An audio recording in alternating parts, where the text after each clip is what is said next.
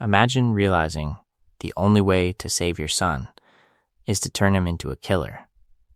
Now imagine realizing, far too late, that all you really did was hand him sharper tools and point him at the people you love. Let's kick things off in the dark.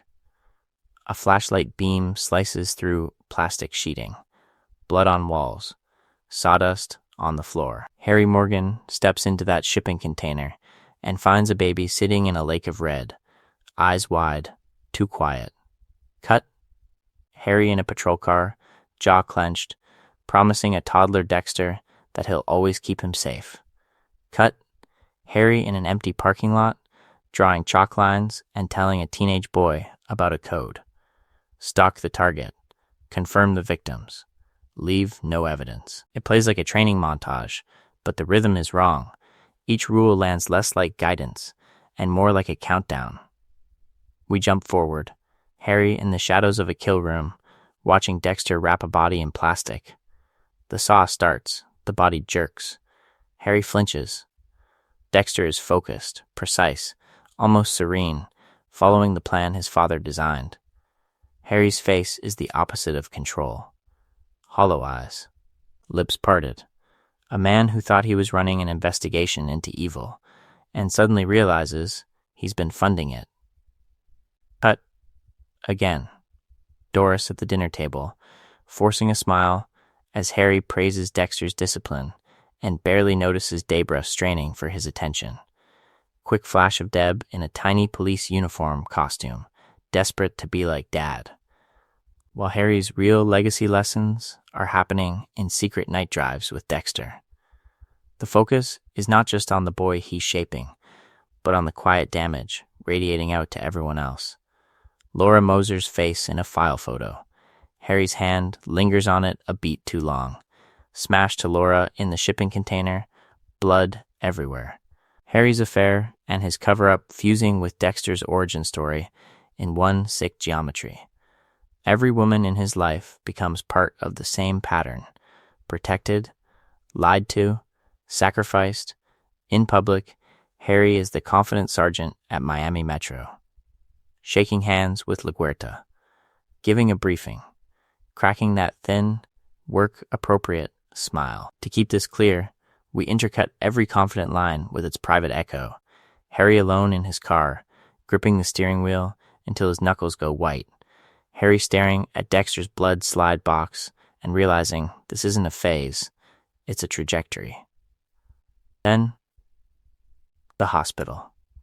Harry in the bed, monitors beeping, heart medication, lined up like a final choice. Dexter stands in the doorway, expecting approval for a clean dismemberment. Instead, Harry's face collapses. This is the moment the code's psychology turns on him. He raised a serial killer who doesn't understand why Dad suddenly can't look at him. From there, we snap back to that first shipping container. Young Dexter, older Harry. Harry turns away, swallowed by the dark. Cut to black as if the story ends right there, in that refusal. In this video, we're going to rewind from that turn and treat Harry's life like the first failed plan in the Dexter universe, the original collapse we've been living in ever since.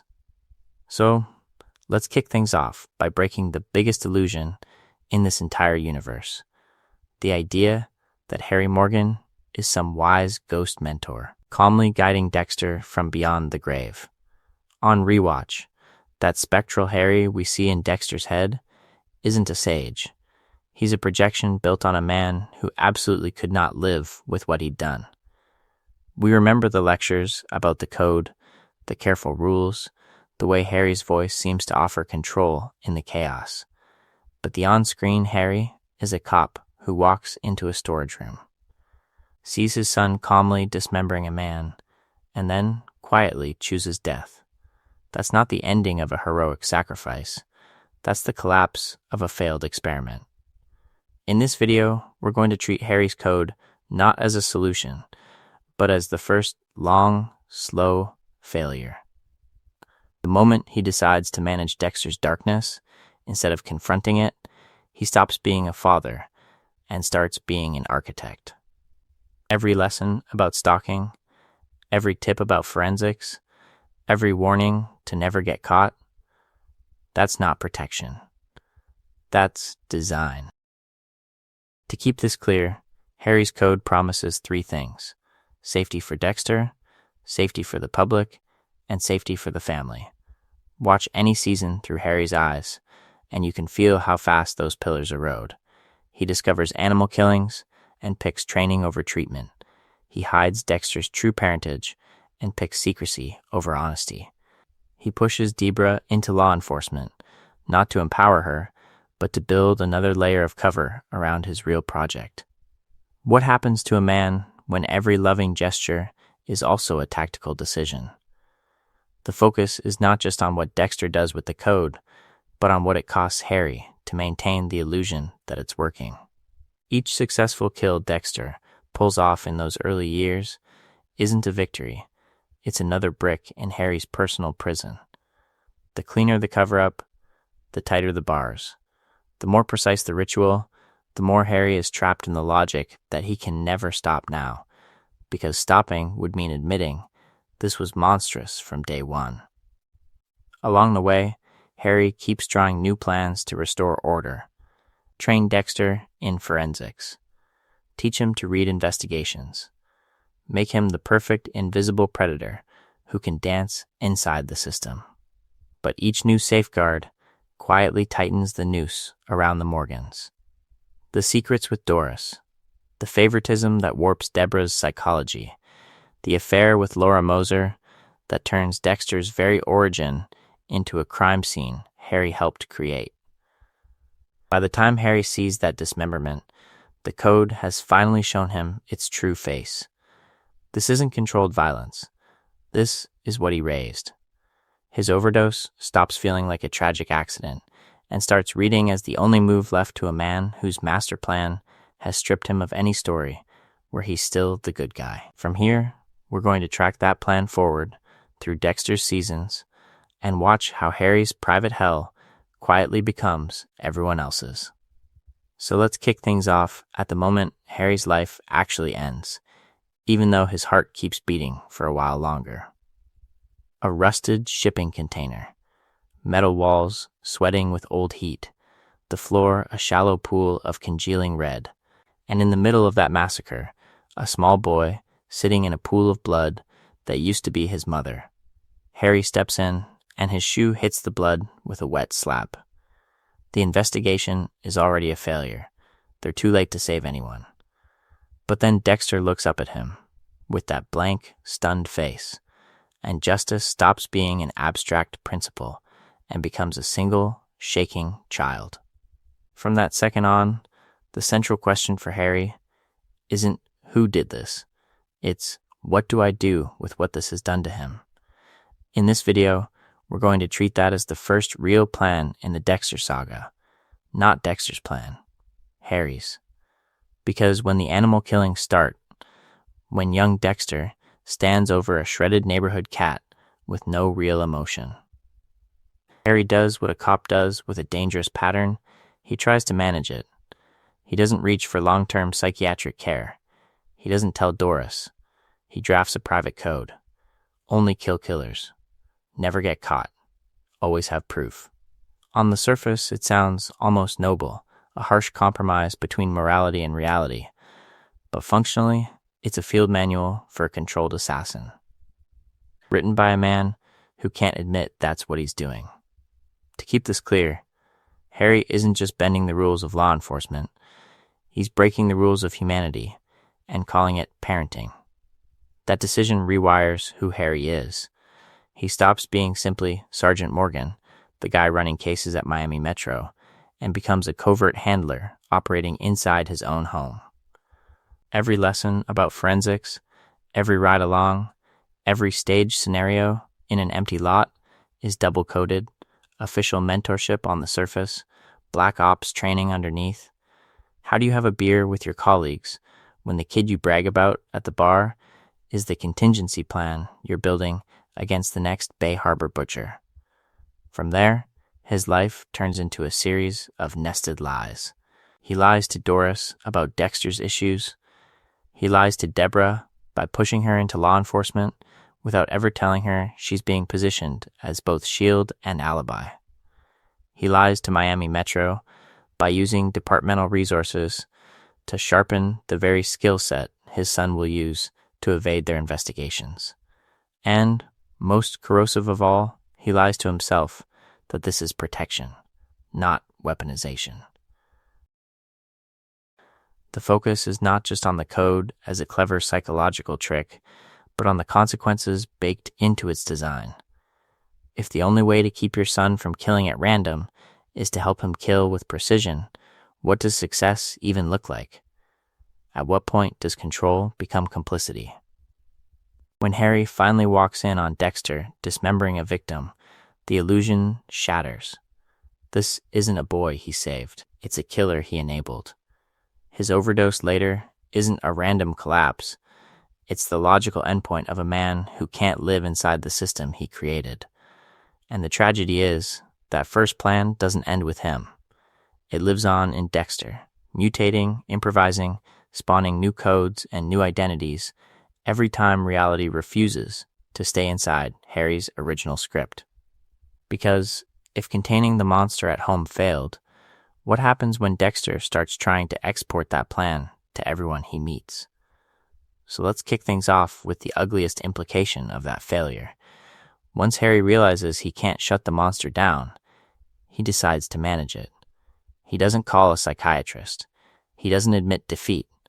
He writes a rulebook. Only kill killers. Never get caught. Always have proof. On the surface, it sounds almost noble. A vigilante mission wrapped in police language. But look at the psychology baked into those lines. This isn't a father comforting a traumatized child. This is a cop drafting policy for a weapon he's already decided he has to deploy. To keep this clear, each part of the code maps onto a piece of Harry's collapsing identity. Only kill killers lets him pretend this is justice, not murder. Never get caught protects his badge and his family name. Always have proof is pure investigation logic, turning Dexter's compulsion into a permanent case file that never closes. Stalk the target. Confirm the victims. Prepare the kill room. Leave no evidence.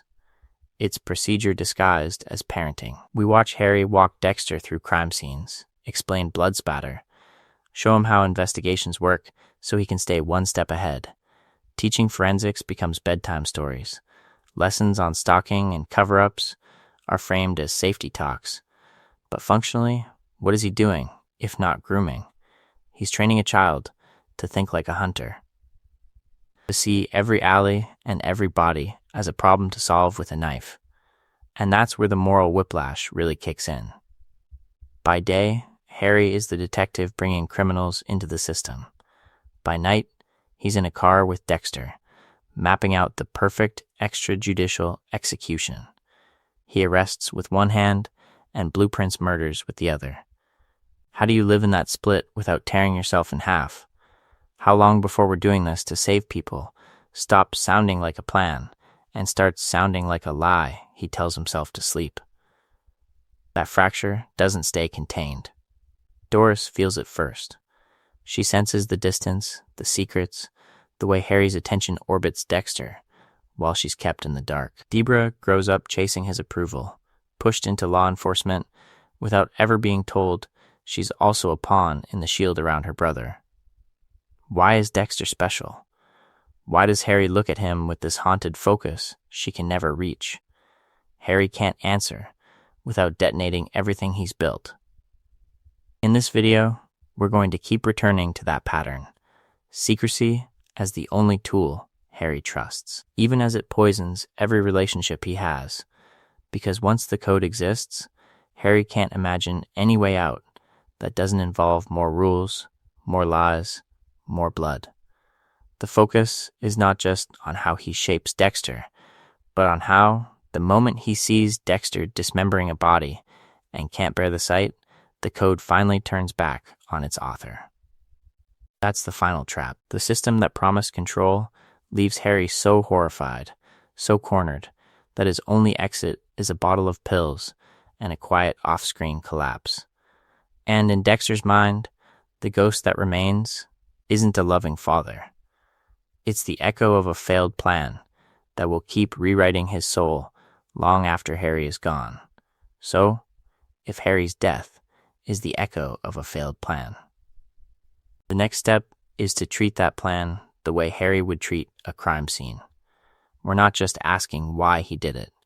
We're going to lay out every decision, every adjustment, every quiet compromise, and track how his grip on control erodes across the entire story. To keep this clear, we're going to treat every major Harry choice as a plan. Teaching Dexter the code is a plan. Steering Deborah into law enforcement is a plan. Training Dexter in forensics while wearing a badge is a plan. Each one is a deliberate strategy to contain chaos, protect his family, and manage a boy's urges that he cannot explain. On paper, it's a system. In practice, it's a slow-motion collapse. In this video, we're going to move chronologically through Dexter and New Blood, but our timeline always orbits Harry. Early on, that means the living cop, discovering animal killings, deciding against psychiatric help, choosing to weaponize his son instead. Later, it's the internalized ghost, the trench-coated conscience in Dexter's passenger seat, arguing, pleading, sometimes just watching as the investigation around Dexter closes in. Whether Harry's breathing or not, his plans keep running. The central question isn't what Harry meant to do, it's what his plans actually did. He intends to protect Dexter. He creates the Bay Harbor Butcher. He intends to shield Deborah. He feeds her a career built on lies that will shatter her identity.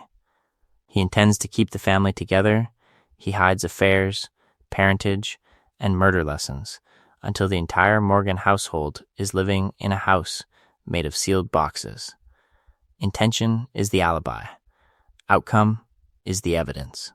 So each major section will dissect one of Harry's plans on 3 levels: what he thought would happen, what actually happened to Dexter's psychology, and how the consequences ripple outward to Deborah, Doris, Rita, Harrison, even Iron Lake.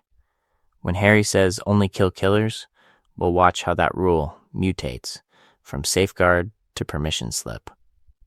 When Ghost Harry begs Dexter to stop, we'll ask, is this guilt, control, or another attempt to rewrite the narrative after it's too late? Along the way, we'll track Harry's own mental trajectory. Confident cop mentoring a special child. Pragmatic engineer of a moral workaround. Haunted man who can't look at the dismembered body in front of him because it proves his life's work is a failure. Then, finally, the ghost Dexter invents. Sometimes stern, sometimes cowardly, sometimes begging for a mercy he never gave his son. How does each plan push Harry further from certainty and closer to that bottle of pills? By the end, you'll be able to map almost any scene with Harry, or Ghost Harry, onto a pattern of control slipping through his fingers. A look across a squad room. A warning in Dexter's head. A rule repeated one too many times. Each is another fragment of a man who tried to script the future and instead built a curse that outlived him. So, to keep this clear, we're going to track Harry's collapse through 3 kinds of failure. Not just one bad decision, not just one tragic overdose, but 3 repeating patterns that wrap around his life and squeeze. First, there are the operational failures. These are the moments where Harry's practical systems, the code, the cover stories, the training, don't work the way he thinks they will. He believes he's designing a flawless plan. Teach Dexter forensics so he can hide evidence, drill rituals so he'll never slip, build a rulebook that turns chaos into control. But the very tools Harry trusts become liabilities. The blood slides that feel like neat trophies, they're literally the backbone of the Bay Harbor Butcher investigation. The ocean dumps that seem invisible, they form a pattern any decent task force can chart. Operationally, Harry writes a manual for how to catch his own son. He just dies before he can watch it happen. Then we have the relational failures, and this is where the psychology gets toxic. Harry doesn't just keep secrets from his family, he builds his family around those secrets. Doris dies without ever knowing who Dexter really is. Debra grows up chasing her father's approval, pushed into law enforcement, while Dexter gets the late-night drives and the whispered rules. She feels the favoritism long before she understands it, and that resentment detonates when she learns Harry groomed her brother to kill. Even Harry's affair with Laura Moser, Dexter's biological mother, turns into a time bomb. One more layer of betrayal that warps Dexter's sense of what love, loyalty, and protection are supposed to look like. The focus is not just on Harry lying to protect Dexter, but on how those lies poison everyone else in the blast radius. Finally, there are the existential failures. These are not about logistics or hurt feelings. They're about the moment Harry's entire worldview cracks. He tells himself he's channeling a monster toward justice. He tells himself the code is moral. But when he walks into that shipping container and sees Dexter dismembering a man he deserved to kill, the illusion shatters. Harry can't reconcile the theory with the reality in front of him. He can't look at the son he built. The implied suicide that follows is the purest existential failure in the series. Harry's belief system collapses under the weight of its own consequences. Pattern, interrupt for a second. Which of those failures is the real Harry Morgan? The meticulous cop whose plan misfired? The father who broke one child to save another? Or the man who decided he'd rather die than live with what he created? In this video, we're going to tag every major Harry-centric plan with at least one of these modes: operational, relational, existential, and watch how they start overlapping. Each major section will show how a neat rule about dumping bodies becomes a family crisis. Then a spiritual implosion. By the time we reach New Blood, Harry's life isn't 3 categories. It's a Venn diagram of collapse that Dexter can never step out of, only redraw in his own image. So to keep this clear, we're going to walk straight through Dexter's life, season by season, and watch Harry's design fail in real time. Not as random chaos, but as a roadmap of a plan tightening around everyone's neck until there's nothing left to save. Let's kick things off with Season 1 as Harry's proof of concept. Young Dexter learns the code: only kill killers, never get caught, always have proof. We'll track how Harry's living decisions show up in practice here, training Dexter in forensics while still a cop, teaching him to stalk and dismember as if this is responsible parenting, and how the ice truck killer investigation exposes the first cracks. Harry thought he was creating control. Brian shows us he was really curating a fantasy. Season 2 becomes our first full autopsy of collapse. The Bay Harbor butcher case is literally built from the blood slides Harry told Dexter to keep. Dokes closes in on pure instinct. Leela saves Dexter by killing Dokes and burning the evidence. In this video, we're going to lay out each major section like a case file: intention, safeguards, breaking point, fallout. What was Harry's original intention? Which safeguard was supposed to prevent exposure? Where does it snap? And what does that do operationally, relationally, existentially? From there, each season turns into a new chapter in Harry's plan unraveling. Season 3 with Miguel is the corrupted apprenticeship Harry never anticipated. Season 4 with Trinity is the nightmare family mirror Harry never prepared Dexter to face.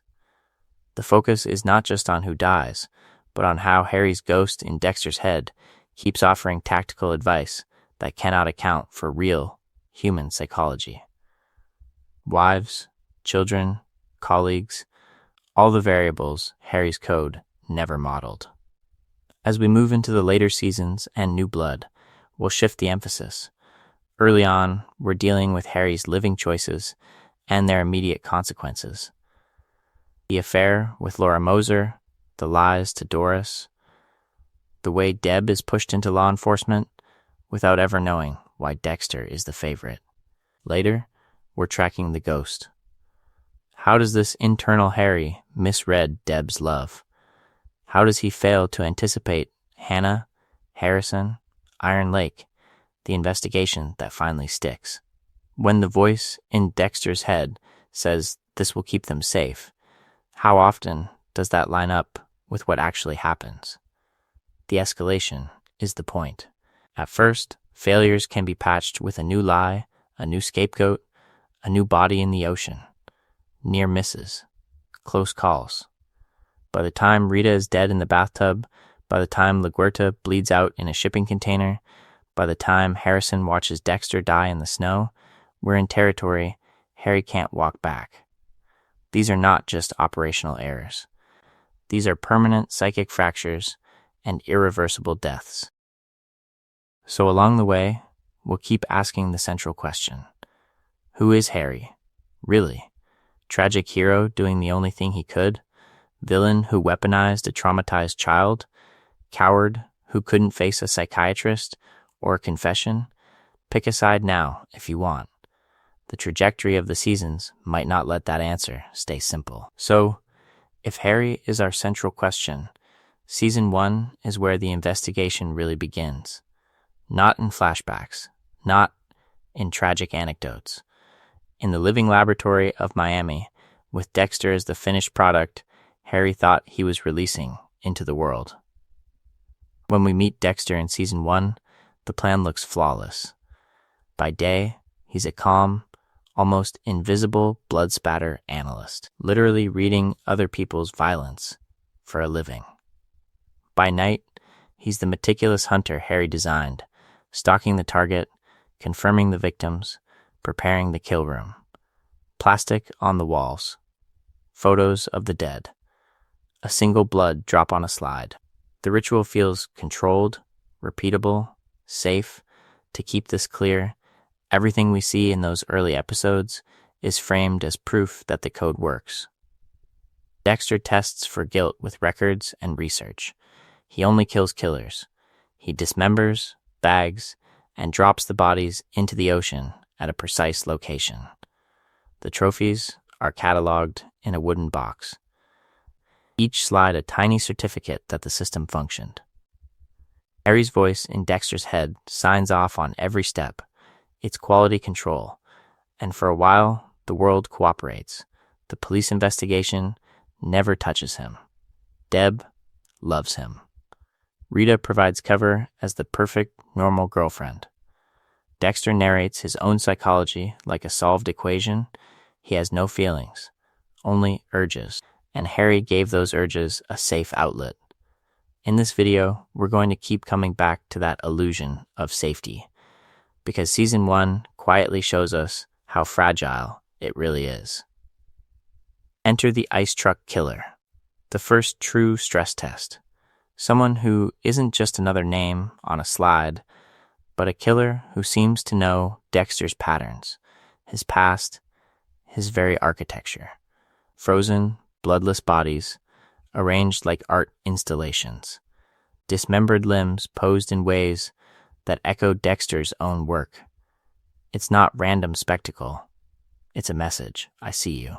This is where Harry's training starts to fail, in ways Harry never anticipated. The code prepares Dexter for logistics, not intimacy.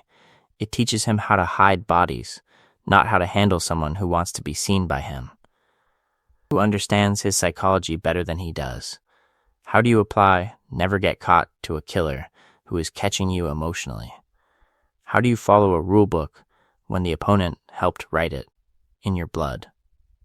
Harry is already dead, but his presence saturates the season.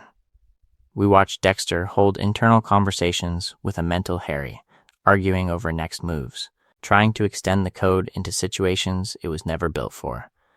Each major section will show that Ghost Harry, functioning like a failing operating system, he can warn about evidence and exposure, but he has no patch for brotherhood, memory, or love. The focus is not just on whether Dexter will solve the case. It's on the slow collapse of Harry's design as the ice truck killer forces Dexter to feel, not through a botched kill, but through a brother, a childhood, a connection Harry insisted did not exist. Season 1 plants the first cracks. The later seasons will pry them open until the whole structure comes down. So, if Season 1 is about the ice truck killer, forcing Dexter to feel, then Harry's story in that same season is about something even darker. The cop who built his entire plan on the assumption that his son couldn't feel at all. Let's kick things off in that backseat of the squad car, with a small boy staring blankly out the window while Harry talks about urges. Young Dexter's flat affect, the dead animals buried in the yard. The calm way he describes wanting to cut things open, Harry reads all of it as proof of total emotional emptiness. Not trauma, not dissociation. A void. From that moment, the investigation in Harry's mind isn't what happened to my son. It's how do I control this predator I've discovered? To keep this clear, Harry doesn't just privately suspect Dexter can't feel. He tells him, over and over. We hear it echo through Dexter's Season 1 narration, I don't have feelings like other people, I just mimic what they do.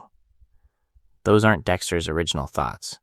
Those are hand-me-down lines from a father who sat him down and said, in essence, you're not really human, but you can fake it. The code is introduced as technique, only kill killers, never get caught, but under it sits an identity script, you are nothing but a need to kill wearing a costume. The focus is not just on the murders Harry sanctions, but on what this diagnosis blinds him to. We see young Dexter desperate to please Harry. We see him cling to Deborah, even as Harry sidelines her. We see adult Dexter hovering around Rita's house, drawn to her vulnerability, her kids, her quiet, attachment, curiosity, loneliness, all the things Harry insists are off the table. Because if your plan is to manage a pure predator, then every sign of real connection looks like camouflage, not a crack in the mask. This is why the ice truck killer arc hits so hard. On the surface, Dexter tells us he's fascinated with Rudy's artistry, the bloodless corpses, the puzzle laid out across Miami. But when we learn Rudy is Brian, Dexter's brother, the whole psychology snaps into focus. Dexter isn't just captivated by blood.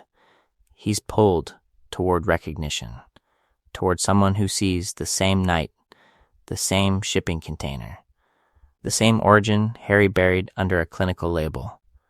What do we do with a monster who is starving for family? In this video, we're going to keep coming back to this point because Harry's first and biggest failure is diagnostic. By misreading his son as incapable of love, he builds a code that has no protocol for it, no clause for Deborah, no exit strategy for Rita, no contingency for a brother who wants to run away together. And when love finally collides with the code, when those forbidden feelings demand priority over the rules, what happens to a system that never planned for that variable at all? The next phase of Harry's plan will try to answer that, and it will break him. So Harry does what any tactician does when the first system shows cracks. He adds another layer. If the code can't handle love, then love itself becomes part of the cover, not as healing, as camouflage. Let's kick things off with the basic architecture of plan number 2, the perfect cover life. Harry pushes Dexter toward a job, a girlfriend, a routine, not because he believes Dexter can be rehabilitated, but because a man with a mortgage and a +1 at office parties doesn't end up at the center of an investigation.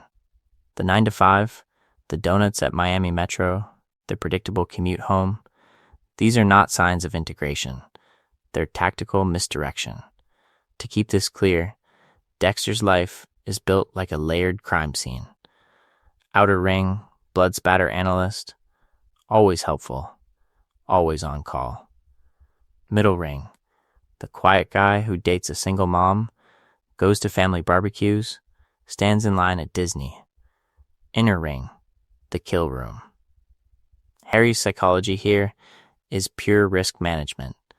If Dexter looks normal from every angle, the dark passenger can keep operating in the blind spot.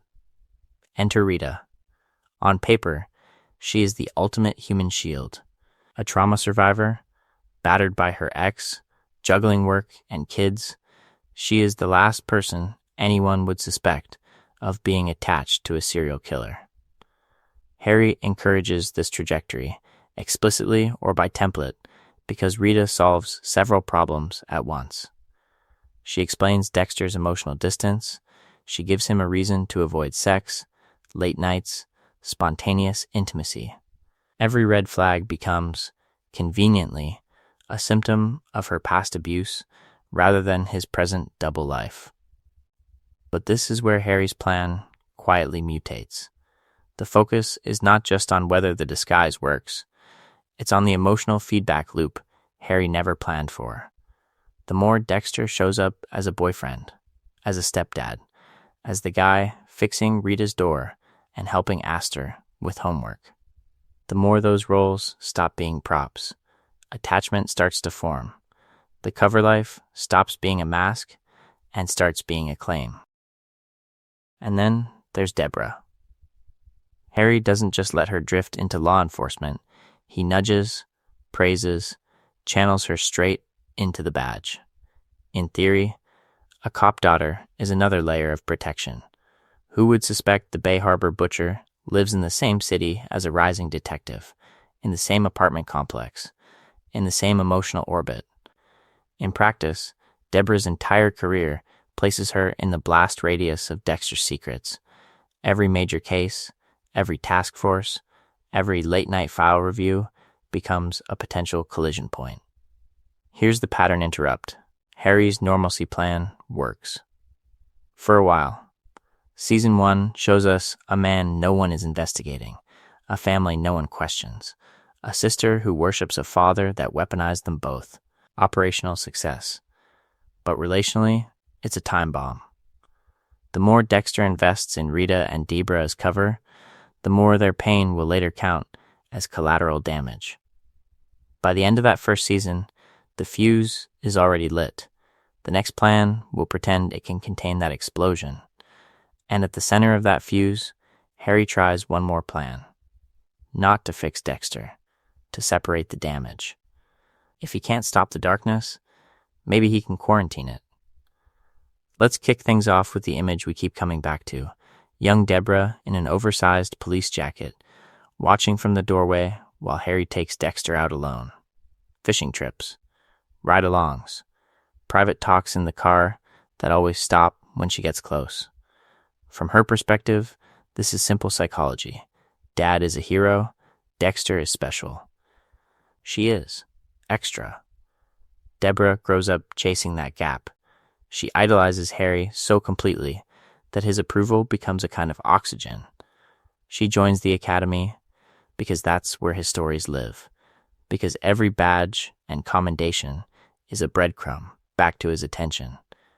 And yet, even as she follows his trajectory into law enforcement, she keeps hitting the same invisible wall, Harry's real energy.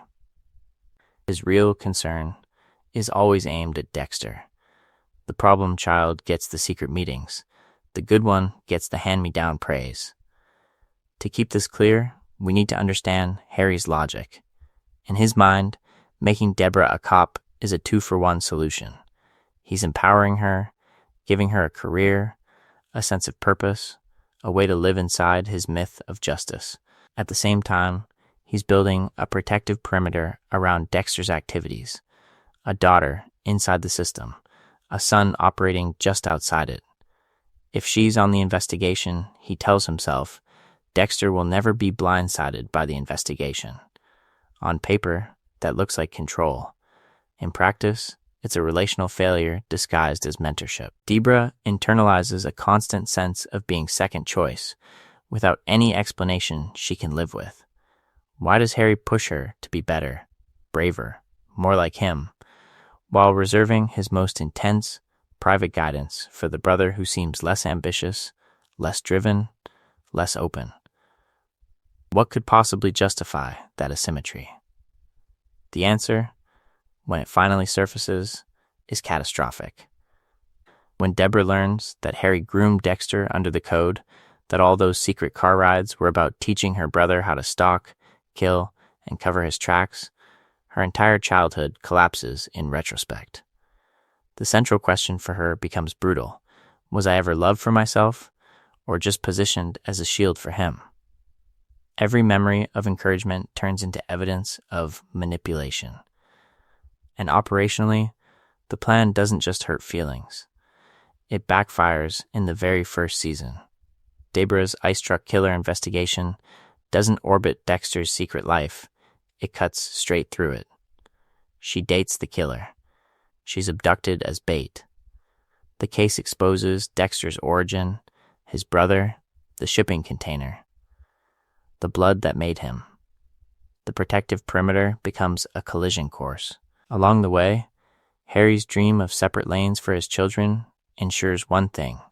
When those lanes finally cross, they won't merge. They'll smash. The next phase of Dexter's story is built on that impact. When the impact hits, it has a name. Brian Moser. The ice truck killer isn't just a thematic mirror or a clever narrative twist. He's Dexter's biological brother, the other child in that shipping container Harry rescued Dexter from. Only now do we learn there were two boys on that blood-soaked floor. Only one got folded into Harry's plan. To keep this clear, we have to walk back into that container. Laura Moser butchered. Two toddlers sitting in inches of their mother's blood. Harry arrives, a cop with a conscience already compromised by his affair with Laura, and he makes a decision that will define the entire trajectory of the series. He takes Dexter. He leaves Brian to the system. On paper, it looks like triage. In practice, it's erasure. Harry doesn't just separate the brothers physically. He amputates Brian from Dexter's story. No photos, no memories reinforced, no acknowledgement that Dexter's origin isn't a lone wolf trauma, but a shared catastrophe. The focus is not just on what Harry does for Dexter, but on what he refuses to face about Dexter's actual family. He tries to edit reality by adopting one son and pretending the other never existed. Season 1 turns that hidden choice into a delayed fuse failure. Brian grows up without Harry's code, without the illusion of control, but with a much clearer recall of what happened in that container. He remembers the chains, the screams, the smell. Dexter, by contrast, has fragmented flashes and a story Harry fed him. Which brother is actually closer to the truth? Which one is better armed in this psychological investigation of their past? When Brian starts staging the body parts, coloring the crime scenes, and leaving clues only Dexter can read, we're watching a plan collapse in slow motion. The code that was supposed to keep Dexter safe becomes the very language Brian uses to call him home. Erasing Brian didn't protect Dexter. It left him open to manipulation by the one person who knows their shared trauma more intimately than he does. Brian isn't guessing who Dexter really is. He's remembering. Here's the existential failure. Harry doesn't just try to control Dexter's behavior. He tries to rewrite who Dexter is and where he comes from. In this video, we're going to keep coming back to this move, this fantasy, that you can outplan reality. But reality has a body count. In Season 1, it claws its way back in the form of a brother with matching blood, matching urges, and no interest in pretending they're anything but what that container made them. And yet, on the surface, Harry's design wins. Dexter chooses the code over Brian. He kills the only person who truly shares his origin story in order to preserve the father who lied about that origin in the first place. Is that victory? Or is it the moment Dexter proves he's more loyal to the myth than to the truth. Because once you've murdered your own brother to defend a lie, what exactly is left to lose? Because once you've murdered your own brother to defend a lie, what exactly is left to lose? Season 2 answers that by taking away the illusion that Harry's plan ever had things under control, the ocean that once swallowed Dexter's crimes becomes an open crime scene. Those black trash bags, those neat dismemberments, those careful dumps, they resurface as the Bay Harbor Butcher investigation, turning his supposedly flawless system into a forensic breadcrumb trail. Let's kick things off with that image, divers hauling up his past, bag after bag, while Dexter stands on the dock as Miami Metro's blood guy. The same rituals Harry taught him to keep him safe now generate patterns, timelines, victim lists. The investigation doesn't just threaten Dexter's freedom, it exposes the core design flaw in the code itself. Harry built a rulebook for hunting, not for being hunted. To keep this clear, Harry's original training assumes one thing: perfect secrecy. Stalk the target, confirm the victims, prepare the kill room, leave no evidence. But Season 2 breaks that sequence in half. Evidence exists. The bodies are there. The slides are missing. Dokes is watching. The FBI is modeling his behavior like any other serial killer. Dexter is suddenly the subject of the kind of psychological profile Harry once used to catch predators, and that's when Ghost Harry starts to fall apart. In Season 1, Dexter's hallucinations of Harry function like a calm operating system. Clear directives. Simple moral calculus. By Season 2, that internal voice fractures. We see Harry, in Dexter's mind, second, guessing, pleading, visibly afraid, as Dexter improvises, lies to Lundy, manipulates Deb, and sneaks onto his own crime scenes. The focus is not just on what Harry says, but on what he can't answer anymore. Can the code tell Dexter how to act when he is the active case file on the board, when Deb's boyfriend is the one building the profile, when every new body bag is a mirror held up to Harry's legacy? Each major section will show us the same pattern. The more the investigation tightens, the less useful Harry's static rules become. There's a crucial pattern interrupt here. Harry, the cop who taught Dexter to avoid law enforcement at all costs, never trained him for the possibility that law enforcement would be right. Harry did not design contingencies for confession, for exposure, for the psychological collapse that comes from realizing you are the monster everyone is hunting. His plan stops at never get caught. It has nothing to say about what if you do. And into that vacuum walks Leela. She doesn't care about the code. She cares about Dexter's chaos, his addiction to killing, his craving for someone who accepts the monster outright. Season 2 quietly foreshadows that Harry's framework is defenseless against adult emotional manipulation. Ghost Harry can scold, but he cannot compete with the rush of being seen and forgiven. That's the real danger. Once the investigation makes the code feel obsolete, Dexter becomes vulnerable not just to capture, but to anyone willing to weaponize his need for control. If Harry couldn't imagine that, what else did he fail to plan for? If Harry couldn't imagine that, what else did he fail to plan for? To keep this clear, we have to drop into the one investigation that drags his neat little mantra out into open water and leaves it there: the Bay Harbor Butcher case. Divers cutting through green Atlantic murk, garbage bags splitting, limbs tumbling out in slow motion. That's the moment Harry's confidence dies for the second time. Every body Dexter ever disappeared into the ocean resurfaces as evidence. The investigation explodes overnight.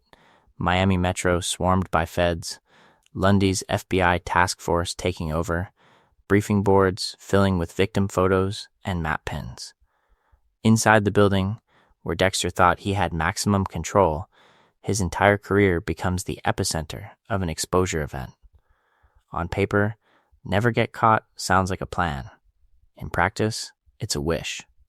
Harry drilled procedures for stalking, forensics, and disposal, but he never designed a contingency for this. What happens when the dump site is compromised? What happens when your pattern is named, branded, turned into a task force? There is no chapter in the code for when your kill room becomes a crime scene and your trophies are now exhibits. In this video, we're going to keep coming back to that gap between slogan and system. Harry's rule works as long as the universe cooperates. Once the ocean gives Dexter back his dead, the code offers exactly zero guidance. No extraction route, no fallback identity, no ethical red line about what you cannot do to stay free.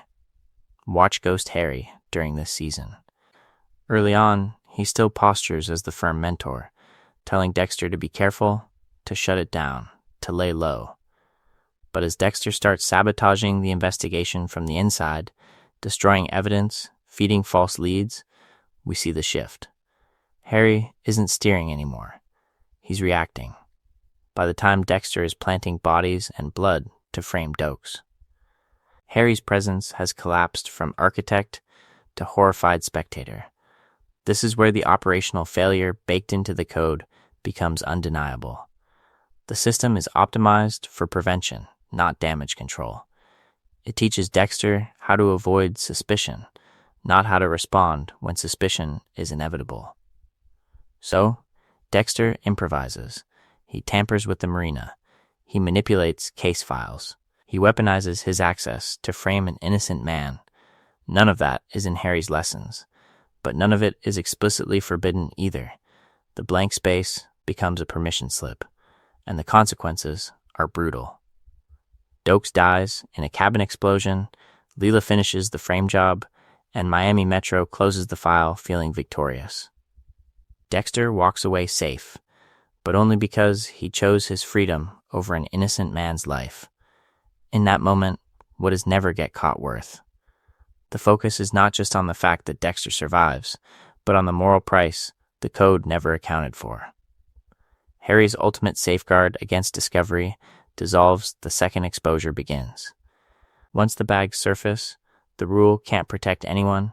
It can only demand that Dexter protect himself, no matter who burns. And that trade-off is going to haunt every plan that comes after. Because Harry doesn't just gamble with evidence and ocean currents. He gambles with his other child. Let's kick things off by rewinding to those early flashbacks where Harry is nudging Deborah toward the academy. On the surface, it plays like empowerment. The overlooked daughter, finally being invited into her father's world, handed a path out of the shadows. But under that sentiment is a cold, tactical psychology. If Dexter is going to live by the code, Harry needs institutional cover, a cop in the family, a badge that can unconsciously run interference, steer investigations, and keep the spotlight off the quiet blood spatter analyst. To keep this clear, Harry is building a two-part plan. Dexter becomes the invisible predator inside the system. Deborah becomes the visible protector of that system. He praises her instincts, trains her informally, pushes her to chase rank. All of that looks like parental pride. It's also a long con, turning his daughter's ambition into another layer of control around his son's secret. Fast forward to season 2, and that long con matures into something almost unbearably cruel. The Bay Harbor butcher case explodes out of those trash bags, and who gets pulled into the task force?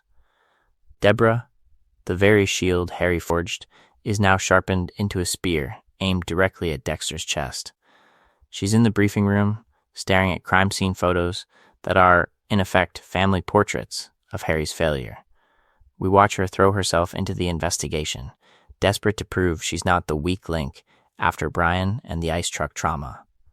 She's risking her life tailing suspects, staking out Docs, sitting across from Lundy as he profiles a killer who is, unknowingly, sitting across from her at every family dinner. the central question becomes brutal. What does it mean that Deborah is pouring everything into catching a monster her father groomed, and her brother actually is? The focus is not just on the operational irony, but on the relational violence of that setup.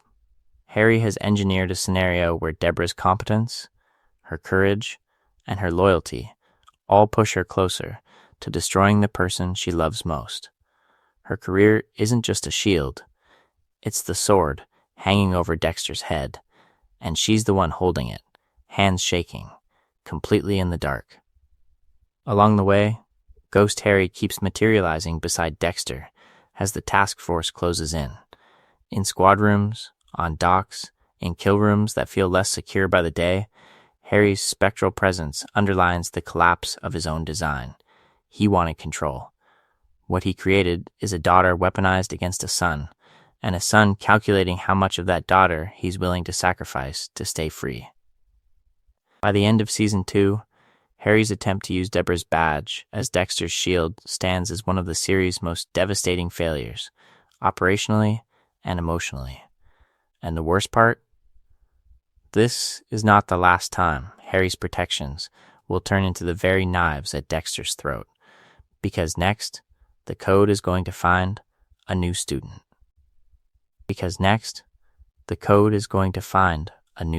Let's kick things off with the image that blows Harry's whole design open.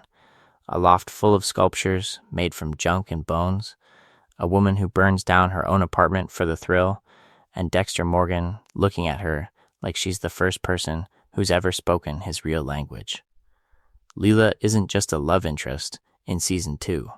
She's a chaotic force of nature, addict, artist, arsonist, and the first person who sees Dexter's darkness and doesn't flinch. Harry never wrote a chapter for that. To keep this clear, Harry's plan treated intimacy as camouflage. Date the nice girl.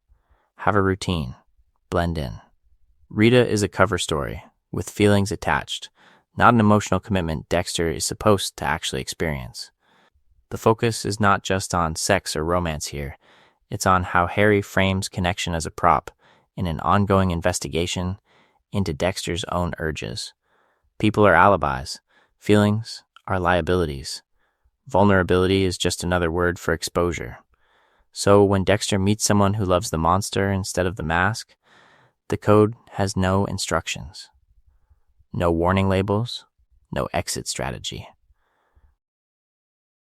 In Lila, Dexter finds everything Harry's psychology denied he would ever need: validation, understanding, and danger that isn't on a plastic wrap table. She tells him his urges are beautiful. She calls his darkness the real you. She doesn't ask him to be less. She dares him to be more.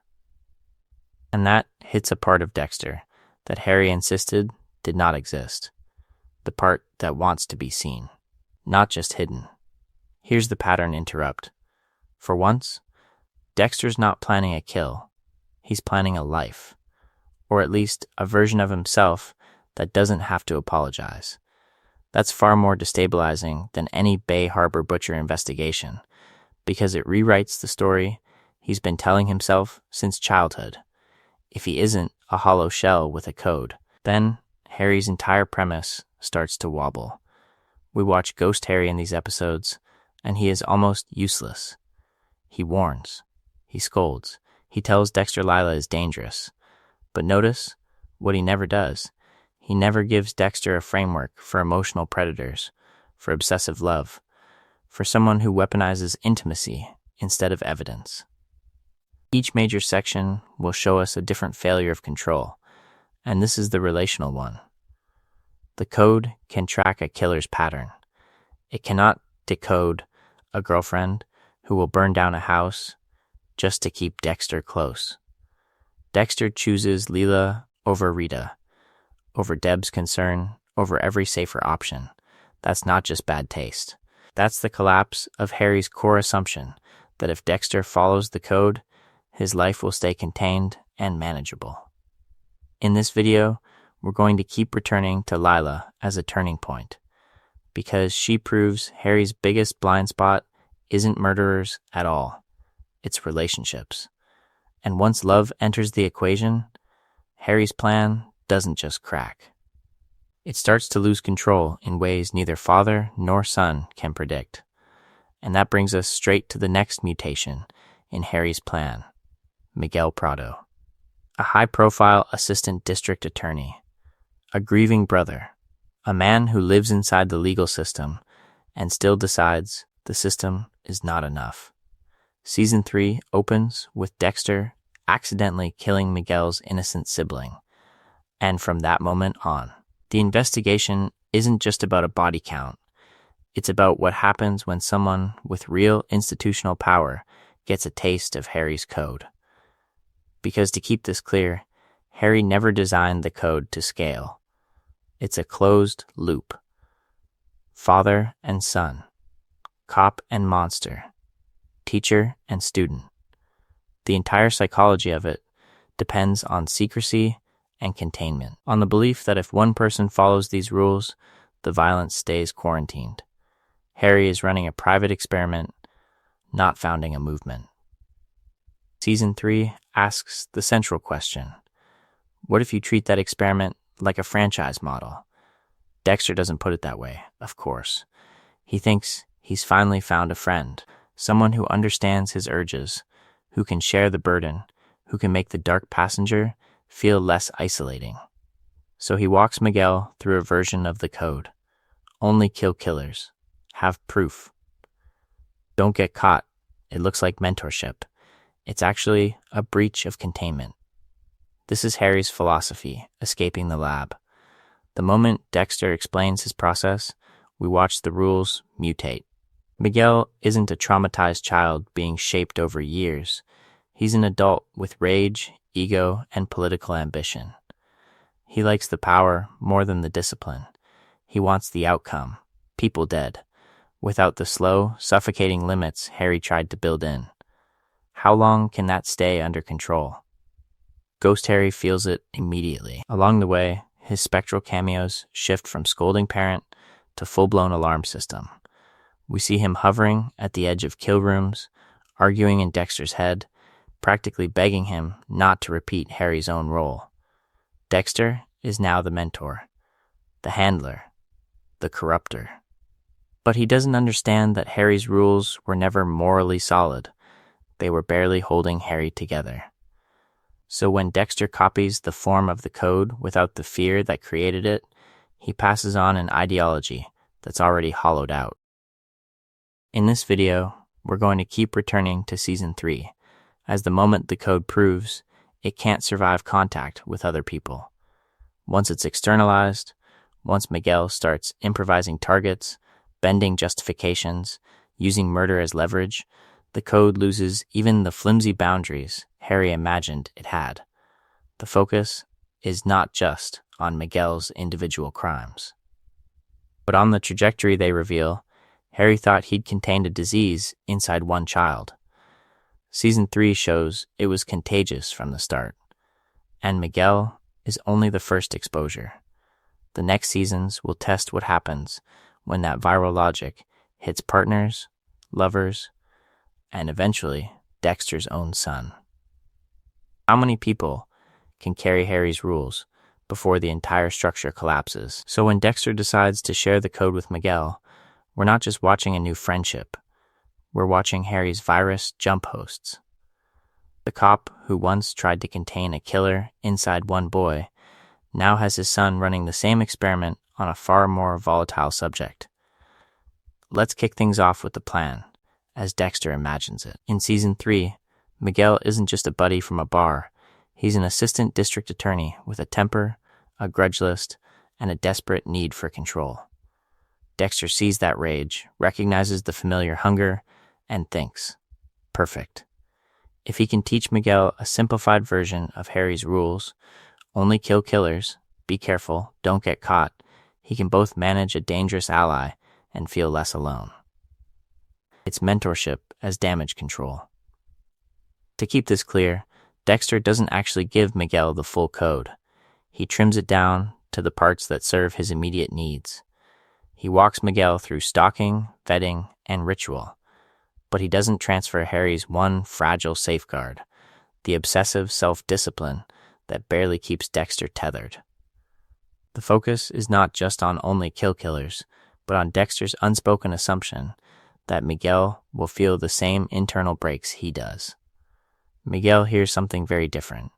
For him, only kill killers is not a boundary, it's a starting point. The moment he tastes that power, the definition of killer stretches. A wife abuser. A rival. An inconvenience. If Miguel believes someone destroys lives, that's enough. Where Dexter hesitates, investigates, cross-checks, Miguel improvises. Why waste time on investigation when you can trust your anger? Why respect a line that no one but you can see? Ghost Harry is furious during this entire arc, and that's crucial. He warns Dexter again and again that the code was never designed for someone like Miguel. Harry always knew it depended on a very specific psychology, a child shaped early, drilled relentlessly, terrified of exposure. Dexter barely fits that template. Miguel doesn't at all. So when Dexter shrugs off Harry's warnings, what we're really seeing is the original architect realizing his blueprint only works under lab conditions that no longer exist. And that's the collapse. Miguel's corruption exposes that the code is not a moral system. It has no built-in ethics, no objective checks, no external review. It's a weapon.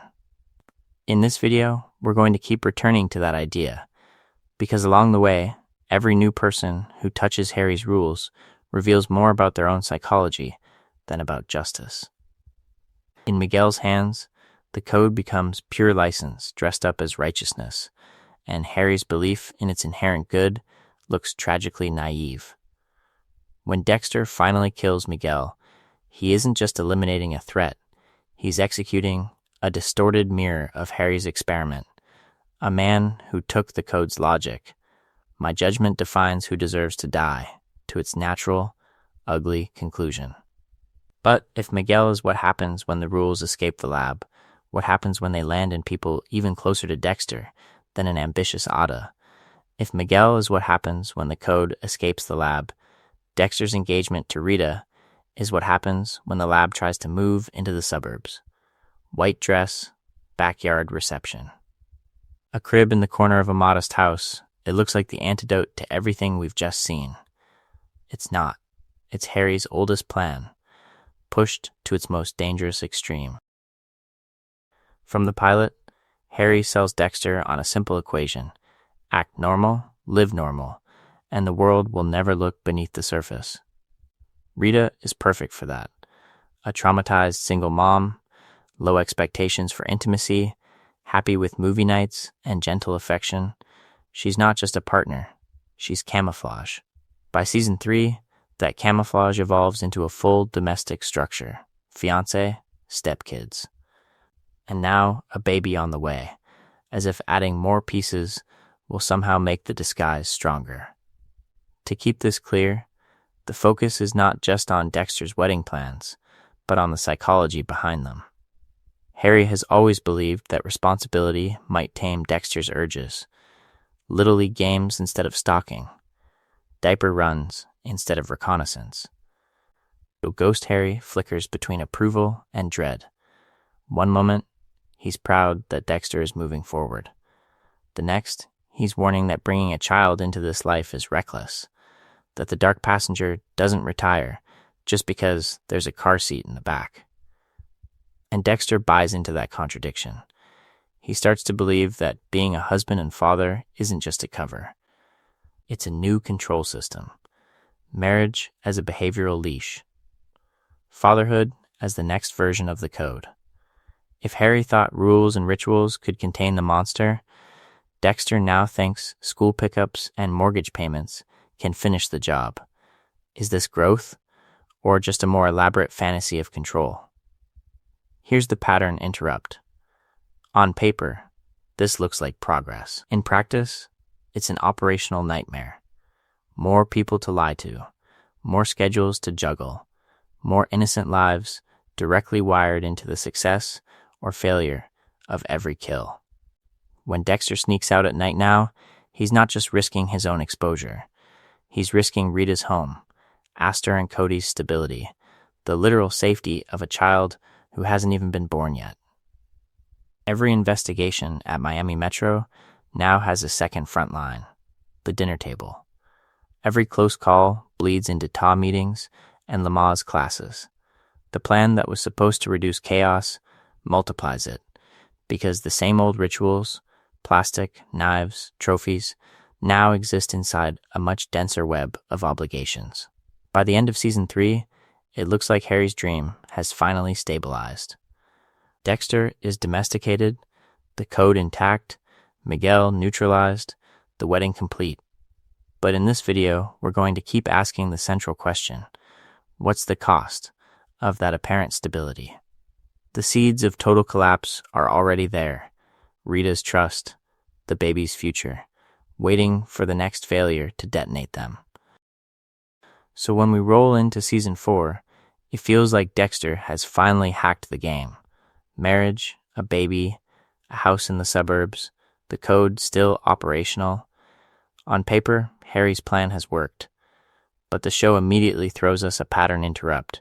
A man who has done all of that longer, darker, and far more completely than Dexter can even imagine. Arthur Mitchell. The Trinity Killer. Church deacon. Devoted husband. Charity builder. And behind it all, a ritualistic murderer who's been killing in cycles for decades. From the opening investigation in the abandoned building to the staged suicides and bathtub murders, Arthur isn't just another adversary. He's the logical endpoint of Harry's model, a serial killer who has successfully balanced a double life for years without ever becoming a suspect.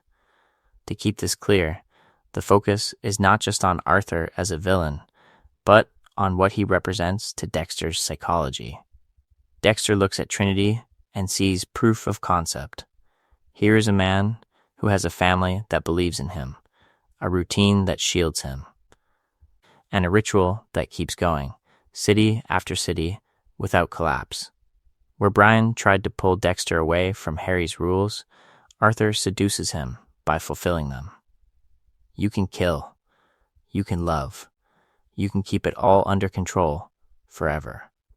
Why wouldn't Dexter idolize that? We watch Dexter shadow Arthur not like a hunter, but like a student. He goes to the build, attends the church, studies the family dinners. Each major section will show Dexter trying to graft Arthur's habits onto his own life. More patience, more cover stories, more integration with the mask. In this video, we're going to keep tracking that gap between intention and outcome, and here the intention is chillingly clear. Dexter thinks he's glimpsing his future. Ghost Harry, though, is rattled from the first moment. Every time Dexter praises Arthur's longevity, Harry flinches. Every time Dexter marvels at the balance, Harry warns that something is off. It's played almost like a man watching his own worst decision grow up and move out of his control. Harry recognizes the pattern before Dexter does. Because Arthur is the nightmare version of what he tried to build. The code without conscience, the family as camouflage, the plan extended across an entire lifetime. Season 4 becomes the purest stress test of Harry's code. Not against chaos like Brian, not against a corruptible ally like Miguel, but against a more perfect monster who has followed a similar set of rules, longer and on the surface. Better, the central question is brutal. If Arthur can keep killing and keep his family, why can't Dexter? And if the answer is he can, what does that say about Harry's dream? Along the way, the show quietly sets up the price of learning that lesson. Rita's growing suspicions, Dexter's exhaustion, the baby in the middle of two competing lives. We don't know it yet, but the cost of chasing Trinity as a mentor will be the single most devastating failure of Harry's entire plan. The blood-filled bathtub that shatters Dexter's family fantasy for good. And that's where Plan Shack 9 really takes shape. The fantasy that you can have a family breakfast at 8 a.m., a ritual kill at midnight, and call it balance. Harry plants that fantasy early. He doesn't just give Dexter a code, he gives him a script for being normal. Get a job. Date, smile, blend in. The dark passenger becomes something you pencil in between Little League and date night, a behavioral schedule rather than an existential threat. To keep this clear, Harry isn't only managing risk, he's teaching Dexter that control is a calendar problem, not a moral one. By the time we hit the Trinity investigation, Dexter is exhausted by Rita, the baby, and the Bay Harbor Butcher fallout, but he's also hooked on Harry's dream. So when he sees Arthur Mitchell, he thinks he's looking at the end game. Family breakfast with pancakes, church groups and charity builds, a meticulous kill cycle that's lasted decades. In this video, we're going to keep returning to this pattern. Dexter mistakes longevity for success. If it's gone on this long, it must be sustainable, right? We watch Dexter shadow Trinity like a student. He studies the rituals, the way Arthur hugs his kids in public, the way he disappears into his garage, the way the murders line up with holidays and personal anniversaries. Each major section will show us a new layer of that illusion. Trinity becomes the template Harry never lived to provide, proof in Dexter's mind. But the code can be scaled up to a whole life, a wife who doesn't know, children who turn out fine, a monster perfectly camouflaged by domestic routine. But Ghost Harry keeps cutting in, and this is where the psychology turns. On the surface, he warns Dexter that Trinity is dangerous, that getting close is reckless. Underneath, it feels like something else. Harry's buried suspicion that no one can actually juggle this without a collapse. He tried. He failed. He swallowed pills rather than live with what he'd created. When he tells Dexter that Trinity's balance is a lie, it's Harry arguing with his own plan in real time. If Trinity is real, then Harry was right. If Trinity is a fade, then the central question returns: what has Harry actually done to his son? And then we see the truth of Arthur's home. The timid wife, walking on eggshells. The son, beaten and humiliated. The daughter, suffocating under surveillance and fear. Behind the neat lawn and church clothes is a family living in invisible horror, every day a hostage situation. This is the real cost of making it work. The killer survives. Everyone else absorbs the consequences. Harry's plan never accounted for that. He thought in terms of victims and cops, not spouses and children.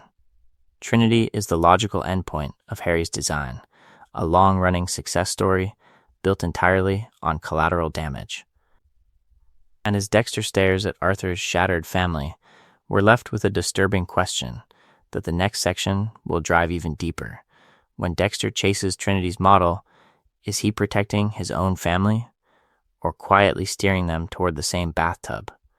Dexter doesn't just study Trinity's family from the outside. Season 4 forces him to run the same experiment in real time, with a newborn screaming 3 rooms away. Suddenly, the perfect Bay Harbor routine is gone. No more 8 hours of sleep, carefully timed stalks, and a pristine lab schedule. Instead, we get spit up on dress shirts, late arrivals to Miami Metro, and Dexter literally nodding off in front of blood spatter. The man who built his identity on control is now pacing the living room at 3 a.m., whispering to a crying baby while his dark passenger taps its foot, waiting for a kill. To keep this clear, Harry's code was engineered for a young, unencumbered predator. Stalk the target, confirm the victims, prepare the kill room, leave no evidence. That triad of planning, proof, and cleanup depends on time, solitude, and focus. Fatherhood detonates all 3 at once. Dexter is juggling diapers, a demanding job, Rita's suspicions, and an active investigation into Trinity, and the meticulous planning Harry worshipped becomes almost impossible to execute. We watch the cracks form in the logistics first. Dexter hides blood slides in the air conditioner because he no longer has a sacred private space. He rushes a roadside kill after a car accident because he's exhausted and improvising. He tracks Trinity while half awake, missing details he would have once cataloged with forensic precision. These are not minor deviations, they're operational failures that Harry's plan has no patch for. Ghost Harry feels that collapse before Dexter admits it. In this video, we're going to keep coming back to that spectral presence, because here he isn't a wise mentor, he's a panicked project manager, watching his system spin out. He scolds Dexter for taking a victim home in the trunk with the baby in the car. He rages when Dexter squeezes in a kill between family obligations, cutting corners on surveillance and disposal. From Harry's perspective, every shortcut is not just sloppy, it's an unforgivable betrayal of the code's psychology, the idea that discipline can domesticate murder. Pattern interrupt. What if the most dangerous thing in Season 4 isn't Trinity at all, but Dexter believing he can have it all? While he's tinkering with work-life serial killer balance, he misses the red flags right in front of him. Arthur's volatility with his own family, the way Trinity monitors his daughter, the escalation in his rage. Dexter is so focused on copying the outer shell of Trinity's life that he underestimates the inner threat Trinity poses to his. And that's the brutal irony. The focus is not just on Dexter failing to catch a killer, it's on a plan that never accounted for real adulthood. Harry designed a code for a teenager in a vacuum, not a husband and father embedded in messy, unpredictable relationships. Fatherhood becomes the stress test that exposes the flaw. Once life stops cooperating, the code can't bend. It only breaks. Each major section will keep tracing that trajectory, but this is the hinge. From here on, Dexter isn't just failing strangers. He's setting up his own family for the consequences Harry never planned for. Rita's death is where that hypothetical risk turns into a body in a bathtub. From the baby crying on the balcony, to the camera drifting through the house, to that red water spilling over porcelain, we're back in a slaughter scene. Only this time, it's not a flashback. It's the bill. The image deliberately echoes the shipping container, a child sitting in blood, a parent carved open. A life split into before and after. This is the moment the past Harry tried to manage with a code crashes straight into the family Dexter thought he could protect. To keep this clear, let's kick things off with Harry's original promise. The code was supposed to do two things: keep Dexter from getting caught, and keep innocents safe by channeling the urge toward deserving targets. Stalk the monster. Confirm the victims. Prepare the kill room. That's the plan. That's the illusion of control. But Trinity walks right through that firewall. Dexter's investigation doesn't neutralize him, it embeds him. He has coffee with Rita. Talks to Cody. Stands in Dexter's kitchen. The system that was meant to quarantine the darkness literally invites it into the house. The central question hanging over that bathtub is simple. What did Harry's experiment actually protect? It doesn't protect Rita. It doesn't protect Aster and Cody. It doesn't even protect Dexter's origin story from repeating itself. The code works on paper, in Harry's head, in Dexter's ritualized psychology. In the real world, with real people and real unpredictability, it's a structural failure. Trinity isn't a glitch. He's the proof that the whole design collapses the second a target refuses to stay in the box Harry built. And notice who's missing when Dexter finds Rita. Ghost Harry, this constant, posthumous supervisor we've been seeing for seasons, is silent in the moment that matters most. No guidance, no justification. No, this is why we did it. The avatar of the code has nothing to say when confronted with its ultimate consequence. When Harry does reappear, he's shaken, reduced to a shell repeating the same broken rules, while Dexter stares at the wreckage, those rules enabled. Even as a mental construct, he has no answer for what his plan has cost. For Dexter, this is the shattering of the compartment fantasy. He'd convinced himself he could maintain parallel lives, meticulous killer at night, goofy suburban husband by day, with the code as the firewall between.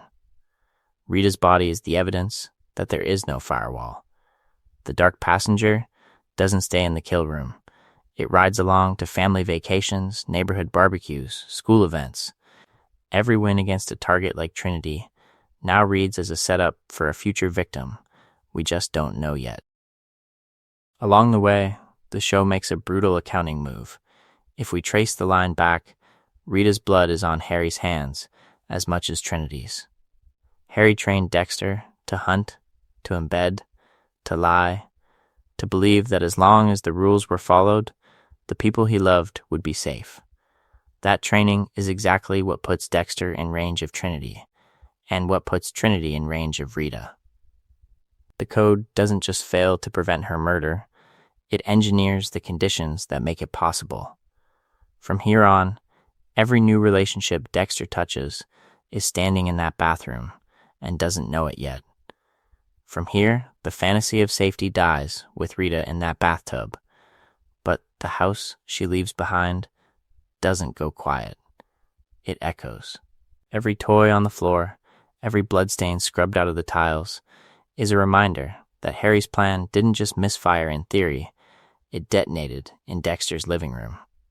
Season 5 opens on that aftermath. A widower in a blood-spattered shirt, a baby crying in the background, neighbors and detectives watching Dexter stumble through grief he doesn't know how to perform. We're in a kitchen full of casseroles and crime scene ghosts. The focus is not just on a serial killer regrouping, but on a single father trying to parent in a crime scene he created. What does never get caught even mean when your son is found sitting in his mother's blood, just like you were? This is where Ghost Harry changes. Early on, he's the calm instructor in the passenger seat, reciting the code, helping Dexter regain control. Now, he's a man who cannot explain what his rules have produced. Harry appears while Dexter rocks Harrison, while he packs up Rita's clothes, while the investigation circles Trinity's legacy, and instead of confident directives, we get hesitation, regret, outright guilt. We can feel the psychology shifting. Harry isn't a guide anymore. He's evidence.